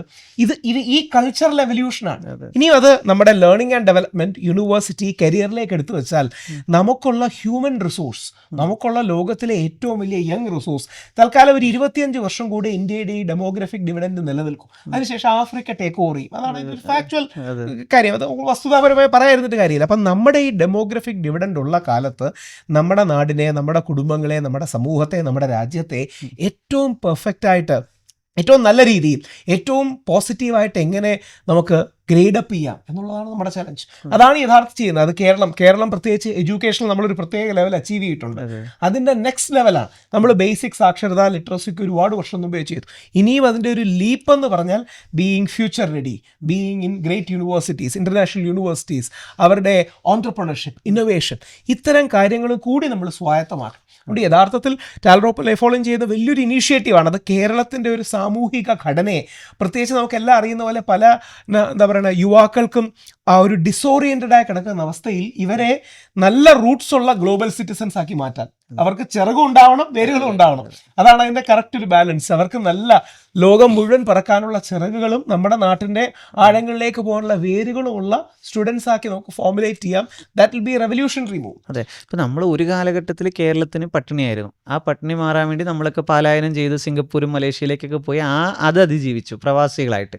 രണ്ടാമത് പിന്നെ നമുക്ക് എഡ്യൂക്കേഷൻ ആയിരുന്നു. അവിടെയാണ് ഇപ്പോൾ സ്കൂൾസും കോളേജസും ഒക്കെ വന്ന് എല്ലാവരും അവരുടെ ലാൻഡൊക്കെ വിട്ടുകൊടുത്ത് സ്കൂൾസും കോളേജസും വന്ന് നമ്മളിപ്പോൾ ഒരു ക്ലറിക്കൽ വിദ്യാഭ്യാസത്തിൽ നമ്മൾ മികച്ചവരാണ്. നമ്മളെല്ലായിടത്തും ക്ലർക്കുമാരായിട്ടുണ്ട്. ഇനി അടുത്തൊരു റെവല്യൂഷനാണ് നമ്മൾ ഈ പറഞ്ഞ ഗ്ലോബൽ സിറ്റീസണായിട്ട് അല്ലെങ്കിൽ ഓണ്ടർപ്രണേഴ്സ് ആയിട്ട്, ലീഡേഴ്സ് ആയിട്ട് നമ്മൾ വരിക എന്നുള്ള സംഭവം. അതായത് നമ്മൾ ഒന്നാം കിട പൗരന്മാരാണ്. ഇത് ബോധം നമുക്ക് വേണമല്ലോ. നമ്മൾ രണ്ടാം കിട പൗരബോധത്തിൽ ജീവിക്കേണ്ടവരല്ല. നമുക്കും ഗൂഗിളും മൈക്രോസോഫ്റ്റും മറ്റേയും ടെസ്റ്റിലേക്ക് പോസിബിൾ ആകണം. ശരിക്കും നമ്മൾ പറഞ്ഞ ഒരു 10,000 പേര് പുറത്തേക്ക് പോയാൽ, വിദേശത്തേക്ക് പോയാൽ, ഗ്ലോബൽ സിറ്റിസൺസ് ആയിട്ട് വന്നാൽ അതിലൊരു 1000 പേര് തിരിച്ചു വന്നാൽ മതി. ബാക്കിയുള്ളവർ അവിടെ തന്നെ നിൽക്കണം. നമുക്ക് ഫെസിലിറ്റേറ്ററായിട്ട് നമ്മുടെ പ്രൊഡക്ട്സ് ആ രാജ്യത്ത് എത്തണം, നമ്മുടെ സർവീസ് എത്തണം, അവിടുന്ന് ടൂറിസ്റ്റുകൾ ഇങ്ങോട്ട് വരണം. എന്നാൽ ഒരു ഗ്ലോബൽ എക്കോണമി നമുക്കും ഒരു ഇൻക്ലൂസീവ്നെസ് ഒക്കെ ഇവിടെ ഡെവലപ്പ് ചെയ്തില്ല. ഇവരൊക്കെ അവിടെ പോയിട്ട് അവിടുത്തെ ഇവിടെ കൊണ്ടുവരണം. ഇങ്ങനെ നമുക്ക് ഇവിടെ ഡെവലപ്പ് ചെയ്തെടുക്കാൻ പറ്റണം. അപ്പോൾ നമ്മളിപ്പോൾ ഇപ്പം ഞാനൊരു സ്ട്രൈറ്റ് ആയിട്ടൊരു ചോദ്യം ചോദിക്കുന്നത്, ഇപ്പം നമ്മുടെ ഒരു പാരൻറ്റ് ഒരാൾ വന്നിട്ട് വളരെ ജെന്യുവിനായിട്ട് ചോദിക്കുകയാണ്, എൻ്റെ കുട്ടിക്ക് ഞാൻ ഈ പറയുന്നത് പോലെ നിങ്ങൾ എന്താണ് ഒരു 24,000 രൂപ വർഷം പേ ചെയ്യാൻ തയ്യാറാണ്. എൻ്റെ കുട്ടിക്ക് ഒരു മെൻറ്ററിനെ എനിക്ക് വേണം. നിങ്ങൾ പറഞ്ഞ എനിക്ക് 10 പേരിൽ ഒരാളായിട്ട് എൻ്റെ കുട്ടിയെയും കയറ്റണം. ഓക്കെ, ഒരു മെൻറ്ററിൻ്റെ അണ്ടറിൽ നിർത്തിക്കൊണ്ട് എനിക്ക് പോകണമെങ്കിൽ, അപ്പോൾ അവർ സ്വാഭാവികമായിട്ട് ഒരു സ്കൂൾ പഠിച്ചുകൊണ്ടിരിക്കുകയാണ്. ഇപ്പോൾ 6ാം ക്ലാസ്സിലെ കുട്ടി അല്ലെങ്കിൽ 8ാം ക്ലാസ്സിലെ കുട്ടി എന്ന് പറഞ്ഞാൽ സ്കൂളിൽ പഠിച്ചുകൊണ്ടിരിക്കുകയായിരിക്കും. അപ്പോൾ ആ കുട്ടികൾക്ക് അവരിപ്പം സ്കൂൾ കഴിഞ്ഞ് ട്യൂഷൻ പോകുന്നുണ്ടായിരിക്കും, പല എൻഗേജ്മെൻറ്റ്സിൽ നിൽക്കുകയായിരിക്കും. നമ്മൾ എക്സാക്ട്ലി അവരെ എങ്ങനെയായിരിക്കും കൊണ്ടുപോവുക? അതൊരു പാരൻ്റെ ഒരു പെർസ്പെക്റ്റീവിൽ അവർക്ക് മനസ്സിലാവുന്ന ലെവലിൽ പ്രവീൺ ചെയ്യുന്നു. തീർച്ചയായിട്ടും എനിക്ക് തോന്നുന്നത് അവിടെ നമ്മൾ ചെയ്യുന്ന കാര്യം എന്ന് പറയുന്നത്, നമ്മൾ ഇപ്പോൾ ലെറ്റ്സ് ടേക്ക് 7ാം ക്ലാസ്സിൽ പഠിക്കുന്ന ഒരു കുട്ടിയാണെന്ന് നമ്മൾ കരുതുക. ഓക്കെ, 7ാം ക്ലാസ്സിൽ പഠിക്കുന്ന ഒരു കുട്ടി നമ്മുടെ അടുത്തേക്ക് വന്ന് ജോയിൻ ചെയ്ത് കഴിഞ്ഞാൽ അയാൾക്ക് ഏറ്റവും സ്യൂട്ടബിൾ ആയിട്ടുള്ള ഒരു 10 പേരുടെ ഗ്രൂപ്പിലേക്ക് അയാളെ നമ്മൾ ആഡ് ചെയ്യുകയാണ്. ഈ 10 പേരും ഇപ്പോഴത്തെ അവസ്ഥയിൽ കേരളത്തിൽ നിന്നുള്ളവരാണ്. ഓക്കെ, ഈ 10 പേരുടെ ഗ്രൂപ്പിലേക്ക് ഇയാൾ ആഡ് ചെയ്യുകയാണ്. ഇയാൾക്ക് നമ്മൾ വീക്കിലി ഒരു ഡേ കൊടുക്കും. ആ വീക്കിലിയുള്ള ഒരു ഡേ എന്ന് പറയുന്നത് അയാളുടെയും കൂടെ സൗകര്യം അനുസരിച്ചിട്ടായിരിക്കും. നമ്മളയാളുടെ ചോദിക്കും, നിങ്ങൾക്ക് ട്യൂഷനുള്ള ദിവസം ഉണ്ടോ, വീക്കെൻഡ് ആണോ നിങ്ങൾ നോക്കുന്നത്, അതോ വീക്ക് ഡേ ആണോ നിങ്ങൾ നോക്കുന്നത്, ഈവനിങ്ങിൽ എപ്പോഴാണ് നമ്മൾ സമയം നോക്കുന്നത്. അങ്ങനെ അയാളുടെ നിന്ന് ഒരു 2-3 സമയം അയാൾക്ക് സ്യൂട്ടബിൾ ആയിട്ടുള്ള നമ്മൾ വാങ്ങിയതിന് ശേഷം അതിൽ കൂടെ ചേർന്നുകൊണ്ട് സ്യൂട്ടബിൾ ആയിട്ടുള്ള ഒരു ബാച്ചിലേക്ക് നമ്മൾ അയാൾ അസൈൻ ചെയ്യുകയാണ്. ഇതാണ് അതിൻ്റെ ഒന്നാമത്തെ ഘടകം, സ്റ്റെപ്പ്. 2, ആ ബാച്ചിനൊരു മെൻറ്റർ ഉണ്ടാവും. അപ്പോൾ ഇതിൻ്റെ ആദ്യത്തെ സെഷനിൽ നമ്മൾ ചെയ്യുന്നത് ഈ സ്റ്റുഡൻസും അല്ലെങ്കിൽ ഈ മെൻറ്റീസും മെൻറ്റോറും തമ്മിൽ, നമ്മൾ മെൻറ്ററും അല്ലെ ലൈഫോളജിസ്റ്റ് എന്നാണ് നമ്മൾ വിളിക്കുക. സൈക്കോളജിസ്റ്റ് പോലെ, ഒരു സോഷ്യോളജിസ്റ്റ് പോലെ അയാളൊരു ലൈഫോളജിസ്റ്റാണ്. ഓക്കെ, ആ ലൈഫോളജിസ്റ്റ് ഈ കുട്ടിയുമായിട്ടുള്ള ഒരു കണക്ഷൻ ബിൽഡ് ചെയ്യുകയാണ്. ഈ കുട്ടി ഒരു സ്റ്റുഡൻറ്റ് ലൈഫോളജിസ്റ്റാണ്. ഓക്കെ, അപ്പോൾ ഇയാളുമായിട്ടുള്ള ഒരു കണക്ഷൻ ബിൽഡ് ചെയ്യുകയാണ്, റാപ്പോ ബിൽഡ് ചെയ്യുകയാണ്, പരസ്പരം അറിയുകയാണ്. അങ്ങനെയുള്ളൊരു ഒന്നാമത്തെ സെഷൻ. രണ്ടാമത്തെ സെഷനിലേക്ക് വന്നു കഴിയുമ്പോഴത്തേക്കും ഇവനൊരു അസസ്മെൻറ്റിലൂടെ കടന്നു പോകും. അപ്പോൾ മെൻറ്റർക്ക് ഇവനെക്കുറിച്ച് കുറച്ചുകൂടെ മനസ്സിലാവും. അതിനനുസരിച്ചിട്ട് മെൻറ്റർ ഇവനെക്കുറിച്ചും കുറച്ചുകൂടെ അവനെ പറഞ്ഞ് ബോധ്യപ്പെടുത്തും ഇതിൽ. ദെൻ അവിടുന്ന് പിന്നെ അങ്ങോട്ട് ഈ പറയുന്നത് പോലെ കൃത്യമായിട്ടുള്ള ടൈം ടേബിളിൽ ആ കുട്ടിക്ക് നമ്മളൊരു ഒരു ഡിജിറ്റൽ ലിങ്ക് അയാൾക്ക് കൊടുക്കുന്നുണ്ടാവും. ആ ഡിജിറ്റൽ ലിങ്കിൽ അയാൾ ആ സമയത്ത് വരുന്നു. ഇപ്പോൾ വ്യാഴാഴ്ച വൈകുന്നേരം 7 മണി മുതൽ 8 മണി വരെ എന്നാണെങ്കിൽ 7 മണി മുതൽ 8 മണി വരെ അയാൾക്ക് റിമൈൻഡർ കിട്ടും. അയാൾക്ക് 1-2 റിമൈൻഡർ അയാൾക്ക് കിട്ടും. അയാളുടെ പാരൻറ്റിന് റിമൈൻഡർ പോവും. അയാൾ ആ സമയത്ത് കൃത്യമായിട്ട് ജോയിൻ ചെയ്യുന്നു. ഇപ്പോഴത്തെ മെൻറ്റർ ഉണ്ടാവും, ഇവർ 10 പേരുണ്ടാവും. ഫുൾ ആക്ടിവിറ്റീസാണ്, ലെക്ചർ ഇല്ല. ഓക്കെ, ലെക്ചർ ഇല്ല. അപ്പോൾ ഇവരൊക്കെ കൊടുക്കുന്ന ആക്ടിവിറ്റി അത് അവനൊരു കേസ് സ്റ്റഡി സോൾവ് ചെയ്യുന്നതിലൂടെ ആയിരിക്കാം, അതല്ലെങ്കിൽ ഒരു ഗെയിം ബിൽഡ് ചെയ്യുന്നതിലൂടെ ആയിരിക്കാം, ഒരു പ്രോട്ടോടൈപ്പ് ബിൽഡ് ചെയ്യുന്നതായിരിക്കാം, ഒരു പ്രോബ്ലം സോൾവ് ചെയ്യുന്നതായിരിക്കാം. ഇവരുടെ തന്നെ ലൈഫിലെ പ്രോബ്ലംസോ ഇവരുടെ തന്നെ ലൈഫിലെ റിലേഷൻഷിപ്പ് ഇഷ്യൂസോ കമ്മ്യൂണിക്കേഷൻ ഇഷ്യൂസോ എടുത്തുകൊണ്ടുവരുന്നതിലൂടെ അതിനെ കൂട്ടായി സോൾവ് ചെയ്യുന്നതിലൂടെ ആയിരിക്കാം. അങ്ങനെ ഒരു ആക്ടിവിറ്റിയുടെ ഒരു ഫെസിലിറ്റേറ്റർ എന്നുള്ള നിലയിൽ ഇപ്പുറത്ത് മെൻറ്റർ ഉണ്ടാവും. ഇതിലൂടെ ഇവർ ഓരോ സ്കില്ലും ഡെവലപ്പ് ചെയ്ത് മുന്നോട്ട് പോകുന്നു. നമ്മുടെ എല്ലാ പ്രോഗ്രാമും ക്രാഫ്റ്റ് ചെയ്തിരിക്കുന്ന ഒരു ഇൻ്റർ ഡിസിപ്ലിനറി ആയിട്ടാണ്. അതായത് ഒരു പ്രോബ്ലം സോൾവിങ് പഠിപ്പിക്കുന്ന ഒരു സെഷനിൽ ആ പ്രോബ്ലത്തിനെക്കുറിച്ചും സൊല്യൂഷനെക്കുറിച്ചും അവൻ സംസാരിക്കുന്നതിലൂടെ അവൻ്റെ പബ്ലിക് സ്പീക്കിംഗ് ഡെവലപ്പ് ആവും. അത് ചെയ്ത് കഴിയുമ്പോൾ അവന് കിട്ടുന്ന അപ്രീസിയേഷനിലൂടെ അവൻ്റെ കോൺഫിഡൻസ് ബിൽഡ് ചെയ്യും. ഈ പ്രോബ്ലം എന്ന് പറയുന്നത് വേൾഡ് ഫേസ് ചെയ്യുന്ന ഒരു ക്ലൈമറ്റ് ഇഷ്യൂവുമായിട്ട് ബന്ധപ്പെട്ടൊരു പ്രോബ്ലം ആയിരിക്കാം. അതിലൂടെ അവൻ എൻവയോൺമെൻറ്റിനെ കുറിച്ചും ക്ലൈമറ്റിനെ കുറിച്ചും സെൻസിറ്റൈസ് ചെയ്യപ്പെടും. കാരണം നമ്മുടെ ഈ കരിക്കുലം 2030 എന്ന് പറയുന്നതിൻ്റെ തീമായിട്ട് നമ്മൾ എടുത്തിരിക്കുന്നത് UN സസ്റ്റൈനബിൾ ഡെവലപ്മെൻറ്റ് ഗോൾസ് ആണ്. അപ്പോൾ ഇങ്ങനെ പല കാര്യങ്ങളെ കണക്ട് ചെയ്യുന്ന ഒരു ഇൻ്റർ ഡിസിപ്ലിൻ രീതിയിലായിരിക്കും ഇപ്പം പോകുന്നത്. ഓക്കെ, അപ്പോൾ എന്ത് ചെയ്യുന്നു, ഒന്നാമത്തെ സ്റ്റെപ്പിൽ കുട്ടി രജിസ്റ്റർ ചെയ്യുന്നു. രണ്ടാമത്തെ സ്റ്റെപ്പിൽ ആ കുട്ടി ഒരു ഗ്രൂപ്പിലേക്ക് അവനെയും കൂടെ സൗകര്യാർത്ഥം അസൈൻ ചെയ്യപ്പെടുന്നു. 3 അവൻ്റെ മെൻറ്ററുമായിട്ടുള്ള അസോസിയേഷൻ സ്റ്റാർട്ട് ചെയ്യുന്നു. 4 എല്ലാ വീക്കിലും അതാത് ദിവസത്തിൽ അവൻ ആ പരിപാടിയിൽ അറ്റൻഡ് ചെയ്യുന്നു. ആക്ച്വലി മെൻറ്ററുമായിട്ടുള്ള 10 പേരുടെ ഗ്രൂപ്പ് സെഷൻ നടക്കുന്നത് ഒരു വീക്കിലാണെങ്കിൽ അടുത്ത വീക്കിൽ ഇവനൊരു മാസ്റ്റർ ക്ലാസ്സിലൂടെയോ മറ്റൊരാളുടെ ഒരു വീഡിയോയിലൂടെ ആയിരിക്കും ഇവൻ, അല്ലെങ്കിൽ ഒരു ഡിജിറ്റൽ സെഷനിലൂടെ ആയിരിക്കും കടന്നു പോകുന്നത്. അതൊരു ലാർജ് ഗ്രൂപ്പ് സെഷൻ ആയിരിക്കും. അടുത്ത ആഴ്ച വീണ്ടും ഇവൻ എന്തിലേക്ക് വരുന്നു, മെൻറ്റർഷിപ്പിലേക്ക് വരുന്നു. ഈ രീതിയിലായിരിക്കും ഇവൻ മുന്നോട്ട് പോകുന്നത്. ഇവൻ്റെ കൃത്യമായ പ്രോഗ്രസ് എന്താണെന്നുള്ളത് പാരൻറ്റിനെ നമ്മൾ എല്ലാ ക്വാർട്ടറിലും അറിയിച്ചുകൊണ്ടിരിക്കും. എല്ലാ ക്വാർട്ടറിലും പാരൻറ്റുമായിട്ട് നമ്മളൊരു ഇൻറ്ററാക്ഷൻ നടത്തും. അപ്പോൾ ഇവരിലൊരു റിഫ്ലക്റ്റീവായിട്ടുള്ള ഒരു ചേഞ്ച് ഉണ്ടാവുന്നുണ്ടോ എന്നുള്ള നമ്മൾ പാരൻറ്റിനോട് ചോദിക്കും. പാരൻറ്റിൻ്റെ ഫീഡ്ബാക്ക് നമ്മൾ റെക്കോർഡ് ചെയ്യും. ഈ ഓരോ കുട്ടിയുടെയും ഒരു ഫയൽ നമ്മൾ കീപ്പ് ചെയ്യുന്നുണ്ടാവും മുന്നോട്ട് പോകുന്ന സമയത്ത്. അപ്പോൾ അങ്ങനെ ആ കുട്ടിയെക്കുറിച്ചുള്ള കൃത്യമായ ബോധത്തോടുകൂടെയുള്ള ഒരു ഡെവലപ്മെൻ്റ് ആയിരിക്കും മുന്നോട്ട് പോകുന്നത്. ഇനി ഇതിനിടയ്ക്ക് എവിടെയെങ്കിലും വെച്ചിട്ട് നമ്മൾ മനസ്സിലാക്കുകയാണ് ഈ സ്റ്റുഡൻറ്റിന് കുറച്ചുകൂടെ ഒരു മെൻ്റൽ എംപവർമെൻറ്റിൻ്റെ നീഡുണ്ട്, അല്ലെങ്കിൽ ഇവൻ്റെ സ്കില്ലിൽ ഒരു സ്പെസിഫിക് കോമ്പണൻറ്റ് കൂടെ ബിൽഡ് ചെയ്യേണ്ടതായിട്ടുണ്ട്, അല്ലെങ്കിൽ പാരൻറ്റിൻ്റെ ഇങ്ങനൊരു ഇൻവോൾവ്മെൻറ്റ് ആവശ്യമാണ്. With the constant of parent നമ്മൾ ഇവനെ അവൻ്റെ ഒരു സ്പെഷ്യലിസ്റ്റിലേക്ക് 1-2 സെഷന് വേണ്ടിയിട്ട് നമ്മൾ മാപ്പ് ചെയ്തു എന്നിരിക്കാം. ഇതിൽ with the constant of parent. അപ്പോൾ ഇങ്ങനെയായിരിക്കും ഈ സെഷൻ മുന്നോട്ട് പോകുന്നത് കൃത്യമായിട്ട് പറഞ്ഞാൽ. അങ്ങനെ ഒരു വർഷം കഴിയുമ്പോഴത്തേക്കും ആ സ്റ്റുഡൻറ്റിനെ സംബന്ധിച്ചിടത്തോളം അവന് കൺസിഡറബിൾ ആയിട്ടുള്ള ഒരു ലീപ്പ് ഈ 5 ഏരിയയിലും അവനുണ്ടാവും ഇതിൽ. അപ്പോൾ പാരൻറ്റിന് എവിടെയാണ് ഈ റിഫ്ലക്ഷൻ കാണാൻ കഴിയുക? ഒന്ന്, പാരൻറ്റ് നോക്കേണ്ടത് എന്താണ്, തൻ്റെ കുട്ടി പഴയതിനേക്കാൾ കോൺഫിഡൻ്റ് ആയിട്ടുണ്ടോ, തൻ്റെ കുട്ടി പഴയതിനേക്കാൾ മികച്ച രീതിയിൽ ആൾക്കാരോട് ഇടപെടുന്നുണ്ടോ, അവൻ്റെ ലൈഫിലെ പ്രോബ്ലത്തിനെ അവനായി തന്നെ സോൾവ് ചെയ്ത് അവൻ്റെ സ്ട്രെസ്സ് കുറച്ച് മുന്നോട്ട് പോകുന്നുണ്ടോ. ഈ സ്ട്രെസ് മാനേജ്മെൻറ്റിന് വേറെ പ്രത്യേകിച്ച് സിൽവർ ബുള്ളറ്റ് ഒന്നും ഇല്ലല്ലോ. നമ്മുടെ പ്രോബ്ലം സോൾവ് ചെയ്യേണ്ട സമയത്ത് സോൾവ് ചെയ്താൽ നമുക്ക് പ്രശ്നമൊന്നും ഉണ്ടാവില്ല. അല്ലാതെ മറ്റേ അവിലോം വിലോം വലിച്ചുകൊണ്ട് മാത്രം സ്ട്രെസ് മാനേജ്മെൻറ്റിൽ പ്രശ്നമൊന്നും നമുക്ക് കുറച്ച് വരണം നിർബന്ധമൊന്നുമില്ലല്ലോ. അതൊന്നിൻ്റെ ഒരു ഘടകമാണ് അല്ലേ. സോ അപ്പം അടുത്ത് വരുന്നൊരു സംഭവത്തിൽ എന്ത് സംഭവിക്കുന്നു, കൃത്യമായിട്ട് നമ്മൾ ഇവനെ കറക്റ്റ് ട്രാക്കിലൂടെ നമുക്ക് ഇവനൊരു ക്ലാരിറ്റി ഇവോൾവ് ചെയ്ത് വരുന്നുണ്ടോ, ഇവൻ കൃത്യമായ സമയത്ത് പഠിത്തം ഇവന് അതിനൊരു സ്ട്രക്ചർ ചെയ്യുക. എത്ര ടോട്ടൽ ഡെവലപ്മെന്റ് എന്ന് പറഞ്ഞാലും മാർക്ക് താഴേക്ക് പോയി കഴിഞ്ഞാൽ വലിയ യൂണിവേഴ്സിറ്റിയിലേക്ക് അഡ്മിഷൻ കിട്ടാൻ വലിയ പാടാണ്. അല്ലെങ്കിൽ ഇവൻ ഫിനോമിനലി ഗുഡ് പ്രൊഡിജിയായി മാറിയിട്ടുണ്ടാവണം. മാർക്കിന് വളരെ ഇമ്പോർട്ടൻസ് ഒക്കെ അവിടെ ഉണ്ട്. അപ്പോൾ ആ പഠിത്തം കൃത്യമായ ഡിസിപ്ലിനിൽ നടക്കുന്നുണ്ടോ, അതിൽ ഇവൻ്റെ ലേണിംഗ് സ്റ്റൈലിനനുസരിച്ച് ഇവനൊരു പഠിത്തം മുന്നോട്ട് കൊണ്ടുപോകുന്നുണ്ടോ, ഈ പറയുന്ന കാര്യങ്ങളെല്ലാം നോക്കുമ്പോഴത്തേക്കും പാരൻറ്റിന് കൃത്യമായി മുന്നിൽ മനസ്സിലാവും ഇത് പോയതിന് മുമ്പും പോയതിന് ശേഷവും എന്തെങ്കിലും വ്യത്യാസം അവിടെ ഉണ്ടാവുന്നുണ്ടോ എന്ന് പാരന്റിന് കൃത്യമായി മനസ്സിലാവും. ഇങ്ങനൊരു പ്രോസസ്സിലൂടെ ആയിരിക്കും നമ്മൾ മുന്നോട്ട് പോകുന്നത്. ഒരു ആക്ടിവിറ്റി ബേസ്ഡ് സിസ്റ്റമാണ്, 100% ആക്ടിവിറ്റി ബേസ്ഡ് ആയിട്ടുള്ള സിസ്റ്റമാണ്. അതായത് ഒരു സ്റ്റുഡൻറ്റ് അവൻ ഹാൻഡ്സ് ഓൺ ആയി കാര്യങ്ങളിൽ ഇൻവോൾവ് ആയി ഒരു ഗ്രൂപ്പിൽ ഡിസ്കസ് ചെയ്ത് അതിൻ്റെ ടുഗദറായിട്ടുള്ള ഒരു ഡിസിഷൻ മേക്കിങ്ങിലൂടെ കാര്യങ്ങളെ മുന്നോട്ട് കൊണ്ടുപോകുന്ന ഒരു പ്രോസസ്സാണ് ഇതിനകത്ത് ഇൻവോൾവ് ചെയ്തിരിക്കുന്നത്. ഇപ്പം നമ്മുടെ കേരളത്തിൽ ഇപ്പം നമ്മുടെ 100 എക്കോസിസ്റ്റം സ്ട്രാറ്റജിസ്റ്റുകളെ നമ്മൾ അസൈൻ ചെയ്തേക്കാണ്. ആദ്യത്തെ 10,000 പേരെ പിക്ക് ചെയ്യുന്ന കാര്യത്തിൽ ഇപ്പോൾ അവരിപ്പോൾ എന്താണ് ഒരു എക്കോസിസ്റ്റം സ്ട്രാറ്റജിസ്റ്റ്. അപ്പോൾ നമ്മുടെ ഒരു വില്ലേജ് പാർക്കുണ്ട്, വലിയൊരു മിനി IT പാർക്ക് അവിടെ ഉണ്ട് ഒരു ഗ്രാമത്തിൽ. അവിടെ ഒരു എക്കോസിസ്റ്റം സ്ട്രാറ്റജിസ്റ്റ് എന്ന് പറയുമ്പം അവിടെ ആ ഗ്രാമത്തിൻ്റെ ചാർജ് ഏൽപ്പിച്ച ആളാണ്. അപ്പോൾ അവർക്കാണ് ടാൽറോപ്പിൻ്റെ ഓരോ മിഷനും നമ്മളിപ്പോൾ ഇതുപോലെ ഓരോ പാർട്ട്ണർഷിപ്പും കൊണ്ടുവരുന്ന ആ ഗ്രാമത്തിലേക്ക് ഇത് കൊണ്ടുവരണം. കാര്യം ഈ ഇൻ്റർനാഷണൽ എക്സ്പോഷറൊക്കെ നമ്മുടെ ഗ്രാമങ്ങളിൽ എത്തിക്കണമെങ്കിൽ നമ്മൾ ഇനിഷ്യേറ്റീവ് എടുക്കുന്നത്. ഇതാണ് ശരിക്കും നമ്മുടെ വില്ലേജ് പാർക്കിലൂടെ ചെയ്യുന്നത്. അപ്പോൾ എക്കോസിസ്റ്റം സ്ട്രാറ്റജിസ്റ്റ് ചെയ്യുന്ന അത്ര വലിയൊരു ഇമ്പോർട്ടൻ്റ് ഉള്ള കാര്യമാണ് അയാൾ ചെയ്യുന്നത്. അപ്പോൾ ആ എക്കോസിസ്റ്റം സ്ട്രാറ്റജിസ്റ്റ് പോയി ഈ പാരൻറ്റിനോട് നമ്മുടെ ഈ കോൺസെപ്റ്റ് പറയും. ഇപ്പോൾ ഈ പോഡ്കാസ്റ്റ് നമ്മൾ അതിനുവേണ്ടി ഉപയോഗിക്കുന്നുണ്ട്. കാര്യം ഒരു പാരൻറ്റിന് ഒരു പക്ഷേ എക്കോസിസ്റ്റം സ്ട്രാറ്റജിസ്റ്റിന് ഇതേപോലെ പോയി പറഞ്ഞ് മനസ്സിലാക്കി കൊടുക്കാൻ പറ്റിയെന്ന് വരില്ല. അപ്പോൾ എന്താണ് ഈ ലൈഫോളജിയിൽ ഇത്രയും വർഷത്തെ ജേണി, ഈ 2003 മുതൽ ഇതുവരെയുള്ള കഥ അവർക്ക് ഒരു പക്ഷേ എല്ലാം നമ്മൾ ഈ ഒരു പാരൻറ്റിന് നമ്മുടേതായ ഒരു പ്രസൻറ്റേഷനുണ്ട്. അതിനപ്പുറം അവർ പ്രസൻറ്റ് ചെയ്യുമ്പോൾ ചിലപ്പോൾ ആ ഒരു ക്ലാരിറ്റി കിട്ടിക്കൊള്ളണമെന്നില്ല. അപ്പോൾ നമ്മൾ ഇത് അതിന് വേണ്ടിയിട്ടും കൂടി യൂസ് ചെയ്യണം. അതുകൊണ്ടാണ് ഞാൻ ചില ചോദ്യങ്ങൾ അങ്ങനെ തന്നെ ചോദിച്ചു. ഈ പാരൻറ്റിന് കുറച്ചും കൂടി ഐഡിയ കിട്ടാൻ നമ്മൾ എന്താണ് ഈ കോൺസെപ്റ്റ് ഡെവലപ്പ് ചെയ്യുന്നത്. കാര്യം അവർക്ക് ഒരു കാര്യം ഈ പാരൻസിന് വളരെ ക്ലിയർ ആയിട്ട് അറിയാം, എന്തായാലും ഈ റെഗുലർ വിദ്യാഭ്യാസം കൊണ്ട് അവർക്കൊന്നും കിട്ടാനൊന്നും പോകുന്നില്ല. പക്ഷേ ഒരു ആൾട്ടർനേറ്റ് സംവിധാനം എന്താണ്? ഇപ്പോൾ കുറേ ടോപ്പിക്കുകളിൽ നമ്മൾ സ്പെഷ്യൽ ട്യൂഷൻ കൊടുക്കുന്നത് പോലെയല്ല, അവർ ഈ പഠിക്കുന്ന അക്കാഡമിക്കിന് സ്പെഷ്യൽ ട്യൂഷനും അല്ലെങ്കിൽ മാത്സിൽ സ്പെഷ്യൽ ട്യൂഷൻ എന്ന് പറയും പോലെയല്ല, അവരുടെ ഒരു ലൈഫ് മെൻറ്റർഷിപ്പാണ് നമ്മൾ ഈ കൊടുക്കുന്നത്. ലൈഫാണ് മെൻറ്റർ ചെയ്യുന്നത്. അവരുടെ കരിയർ എന്ന് പറയുമ്പം അവരുടെ ഒരു ഫ്യൂച്ചർ എങ്ങനെ ആയിരിക്കണം. അപ്പോൾ നമ്മൾ നേരത്തെ ഫ്യൂച്ചർ മാപ്പിംഗ് എന്ന് പറയുന്നില്ല, അപ്പോൾ ഫ്യൂച്ചർ മാപ്പ് എന്ന് പറഞ്ഞ ഒരു സംഭവം നമ്മൾ അവർക്ക് ഡെവലപ്പ് ചെയ്ത് കൊടുക്കുകയാണ്. അപ്പോൾ ഈ ഒരു ആശയത്തെ നമ്മുടെ എക്കോസിസ്റ്റം സ്ട്രാറ്റജിസ്റ്റുമാർ ശരിക്കും ഉൾക്കൊണ്ടാൽ, അത് കറക്റ്റ് ഈ പാരൻസിന് അത് കിട്ടിയാൽ, നമ്മൾ പറയുന്ന ഈ 10,000 പേര് കേരളത്തിൽ ഇപ്പോൾ ആദ്യത്തെ നമ്മൾ 100 ഗ്രാമത്തിൽ നിന്ന് എടുക്കുന്നു, അത് കഴിഞ്ഞിട്ട് ബാക്കി 900 ഗ്രാമത്തിൽ നിന്നും കൂടെ എടുത്തു കഴിഞ്ഞാൽ ടോട്ടൽ 10,000.